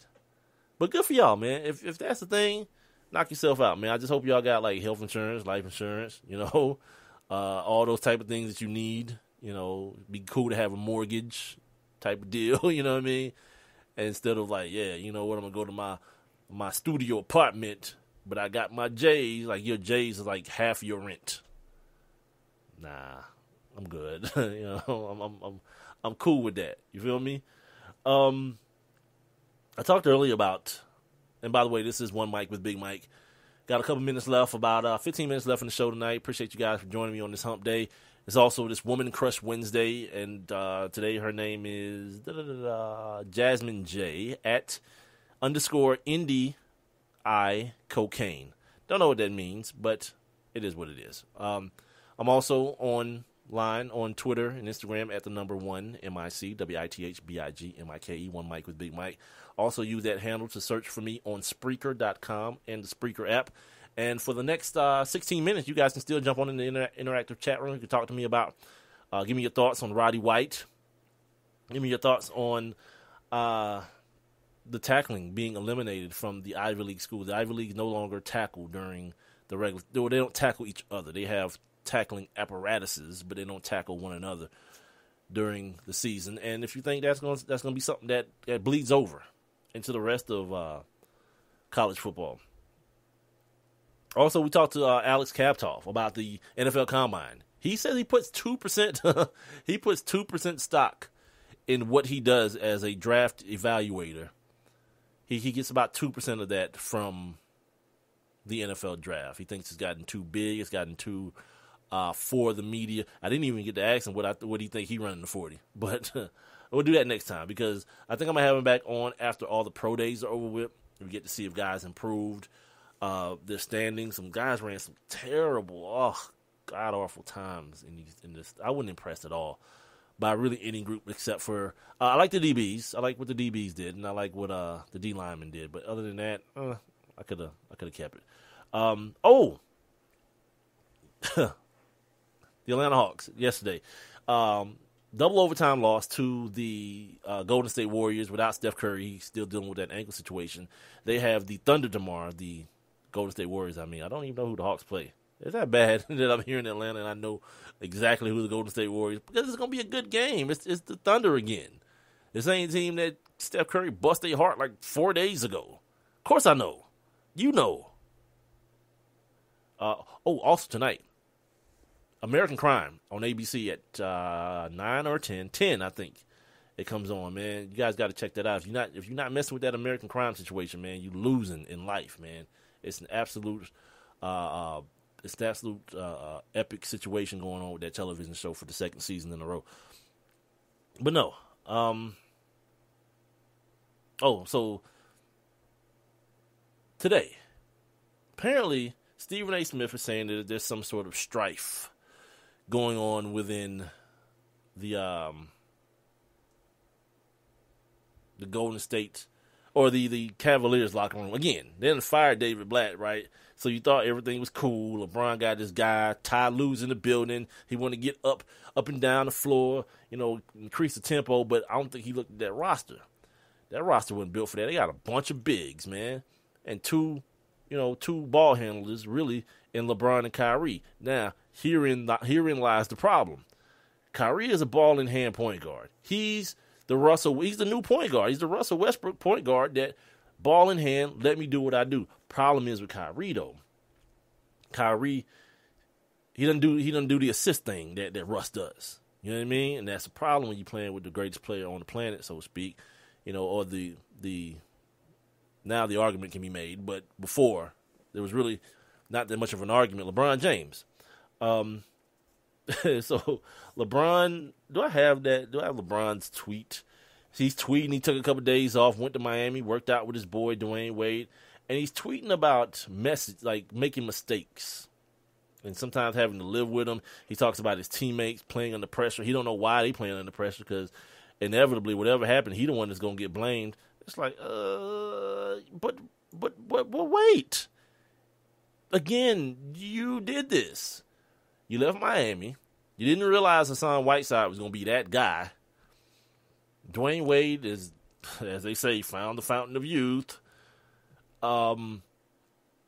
Chris Bosh, obviously, he played well this season, but, the blood clots caught up with him again. But Luol Deng's played better this year.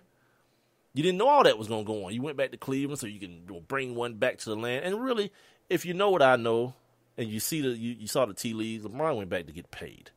Playing with those other three guys, the other two guys, I should say, the money wasn't going to be as long. It wasn't long when he went down there. They all took, a little bit less to play with each other, and LeBron got tired of it. He knew that this 2017 salary cap balloon was going to blow up, was going to get inflated, and he was going to get his portion, as my man Ray said on Life. He wanted his own portion. He'd go up there and get his own damn portion of cornbread. Well, Ray, LeBron's going to get his portion now. So, in the midst of doing that, he was like, okay, well, I'm here. Hell, I might as well try to get a championship. Let's get Andrew Wiggins, the first overall pick in the draft, out of here. Bring in Kevin Love, which, by the way, now I hate. Hate the fact that we did that.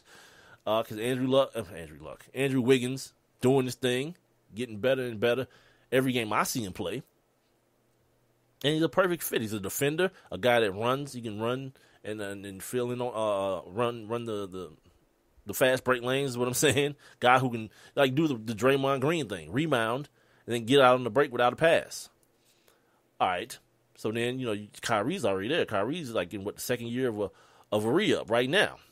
But you got to find a way to coexist. But then you got Tristan Thompson that's there. You got, J.R. Smith and Iman Shumpert come in. Mo Williams comes back this year. All this stuff is going on, and it doesn't really seem like it's melding the way it should. So with LeBron saying, they just going to blame me, they probably should. You know what I mean? You set all this stuff in motion, and no one believes. You don't even have enough people to make people believe that David Blatt thing, even if you didn't say, man, you got to get his ass out of here. Even if you didn't say that, you know what you didn't say? You know what you did not say for sure is he got to stay. I need Blatt. Nah, because if he did, he would have been there. So now you got your man. Tyronn Lue wants to play upbeat, but the problem is they don't play no damn defense. Their defense is terrible since he's taken on. It ain't just enough to try to run and go up tempo out of the net. You gotta defend. That's what Golden State does. That's underrated. They defend. They get you to turn the basketball over. Then they hit the three, which always has you chasing. Their team is constructed properly. Every year for the last 2 years, they've been around the top of the league in defensive efficiency. This Cavs team, not so much so. So it's cool to want to get out and run, but you got to defend. You can't be taking the ball out the damn net. You got to turn people over. I thought about this today, too, about the situation. What if this dude mess around and leave again, dude? He got the opt-out. The opt-out is there, 1. 2, the money is going to be there for anybody who want to give it to him. What if he just bounced again? And was you know what, this ain't working out, Cleveland. Y'all can hate me now, but I won't stop now. And just keep it moving. I don't think it'll happen, but they around talking about trading Kyrie. Who wouldn't take Kyrie's a beast. But he needs the basketball. They talking about the team is better when LeBron is essentially the point guard. Here's the other problem with LeBron James. He's doing this backwards, this Benjamin Button Jordan thing. You know what I mean? As Jordan went through his career, how he became this much, much better jump shooter as his career went along. LeBron's jump shooting is getting worse. He sucks this year. He absolutely sucks from the perimeter, especially from the three. this year. Like, if he ain't getting to the rim, it's ball game, man. Like, he might have that one game or two when he's like, did you see the last second shot he took the other day? Golly. Like, in years prior, that would have been all anyone would have been talking about. He shot an air ball. Last second shot, squares up, gets a good look. Yeah, hits nothing. You know what I mean? LeBron's not the same player he was. Like, people talk about I heard people talking about the Miami situation and this situation, how Kevin Love and Kyrie have to do what Chris Bosh and Dwayne Wade did. Hold on. Chris Bosh he was in Toronto, north of the border, didn't want to be there, so of course he was happy to be around here, be back in the States in Miami, of all places. Dwayne Wade was a broken human being. His body was broken, and he was tired, getting bounced out the playoffs every time. So to get those two dudes to submit to LeBron, especially that LeBron, but LeBron is now like he's like that hunting dog that tastes the blood. It's hard for you to get him back to what he was after last year. And the blood I'm talking about is last year's playoffs, where he played so wonderfully and played so selfishly because he had to. A lot of that ISO ball he played against Golden State and the round before against Atlanta when Kyrie and Kevin Love, of course, were hurt. I think now LeBron has changed his. When I see him play, he's changed his style of play. You know, he can be that facilitator at times, but it doesn't seem like that's first instinct anymore. I don't know. Maybe people are seeing something different than I'm seeing, but it just looks different. And his saving grace is that team is playing in the East, and Toronto. Yeah, Toronto is chasing them. So chances are things remain the same. They'll get out of the East, maybe. Problem being, playoffs, things get different. The game slows down. We talk about possession by possession. You got to execute in the half court. Ain't nobody running up and down the court like that. Dudes is getting quality shots, man. Passing up, but they talk about passing up good shots for great shots. And if what you're trying to do is all the time run and take the ball out the net and run out the net, it might be a problem, man. Like, maybe I'm not as sold as a lot of people are that we'll end up finding this team, let's say the Golden State Warriors, advance, to the NBA Finals. It'll be a rematch of last year. I'm not convinced, which would be mild shame, because what are the alternatives? Again, Toronto, Atlanta, Indiana, Chicago. Yeah, stop me when I get excited. When you hear a name that excites you. Yeah, exactly. Yeah, the Eastern Conference is just like crap, and it's going to be a problem the next couple of weeks as the playoff picture kind of comes into focus more. I'm not excited about it one bit. Eastern Conference wise. Oh, I forgot about the Wizards are out there. Ooh, yeah, see John Wall. Yeah, whatever, man. So we'll see how this whole thing materializes. Kyrie and LeBron don't seem to be. I think Stephen A. Smith says that they're boys, but they realize they don't work well together. You know what I mean? They don't. You want Kyrie to be B.J. Armstrong, and he's not. He's a baller. He's the new point guard, man. That he missed a lot of time this season with injury from last year. And now he's not shooting particularly well the last 5 or 6 games. The interception, the assist percentage, the assist numbers have gone down. It's just not a very good look, man. And inevitably, if you ask me, LeBron James is going to find out he's going to run out of patsies, man. Like David Blatt's already taken that fall. Like last year, people gave him a pass because people were hurt. Kyrie and Kevin Love were hurt. This year, by the surprise of many, Kevin Love came back for more punishment. LeBron says at the beginning of the year, yeah, the offense is going to go through Kevin Love. Again, you need more people. We don't believe you, dude. No one believes that foolishness. But in some way, trying to pacify Kevin Love and all this kind of stuff. I didn't even read the tweet to you guys, the tweet that LeBron sent out. Do I even have it here? I don't think I have it. Forgive me. I thought I had it earlier, and now I don't, so screw it. But it had something to do with the fact that when you make mistakes, sometimes you just have to live with them, and people thinking he's talking about Kevin Love or Kyrie Irving. And I think he's talking about himself. Like, he wrote that long letter like, I'm coming home.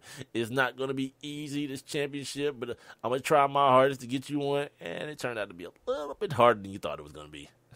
So, Godspeed to you, one LeBron. Again, shed no tears for any of these dudes. You know, they're all getting compensated handsomely. You know, a lot thanks to LeBron. Tristan Thompson, thanks to LeBron James. You know, thank you. And, you know, we'll see how it turns out. You know, Steph is already on a gimp ankle, so we'll see how the rest of the season materializes for not only the Golden State Warriors, but other teams like the Thunder, the Cavs, the Bulls, anybody. If the Bulls get healthy in time, if they'll be able to make some noise. You know, it all remains to be seen. That's going to do it for today. Appreciate you guys for joining me on this hump day. Hump day! Absolutely. And I'll see you guys on Friday, man. We're going to come back on Friday. Hopefully, I'll have a comedic guest for you guys. We can have some fun with that. Talk to him about the week that just was and move on from there. You know, it's been a good one, though. Had a lot more to talk about today, but my time is up. I did have more stuff that I wanted to talk. I wanted to talk about the Aaron Andrews situation. Hopefully, the trial's not over, so I can hold it over for Friday. You know, stay tuned. This is the One Mic with Big Mike show. Spreaker.com is where I'm heard every Monday, Wednesday, and Friday starting at 7 o'clock. Also via the Spreaker app. Make sure you guys are signing up for your free Spreaker accounts. It's just like signing up for any other social media situation, Twitter or Instagram and all this kind of stuff. It's absolutely free. And once you do that, search for my show, One Mic with Big Mike. That's the number one, MICWITHBIGMIKE. And follow me. If you don't get the show live, don't worry. Right after the show is over with, the show will be posted and stay posted for the longest duration possible. And you guys can go back at any time and listen to it, share it with your friends. You can pass it on. Please spread the word. I appreciate everyone who's been listening and checking me out and hollering at me on social media. I definitely appreciate it. Speaking of social media, use the same handle as you use for Spreaker for my Twitter and my Instagram, One Mic with Big Mike, and Facebook.com/One Mic with Big Mike with ONE spelled out instead of just the numeral 1. One Mic with Big Mike is my Facebook page. That's going to do it, man. I'll see you guys on Friday. Don't forget, today was Women Crush Wednesday. I don't see her name anymore. But you can go to my Facebook, my Instagram, and check it out if you want to. Pervs. And we'll do it again on Friday. You guys have a good one.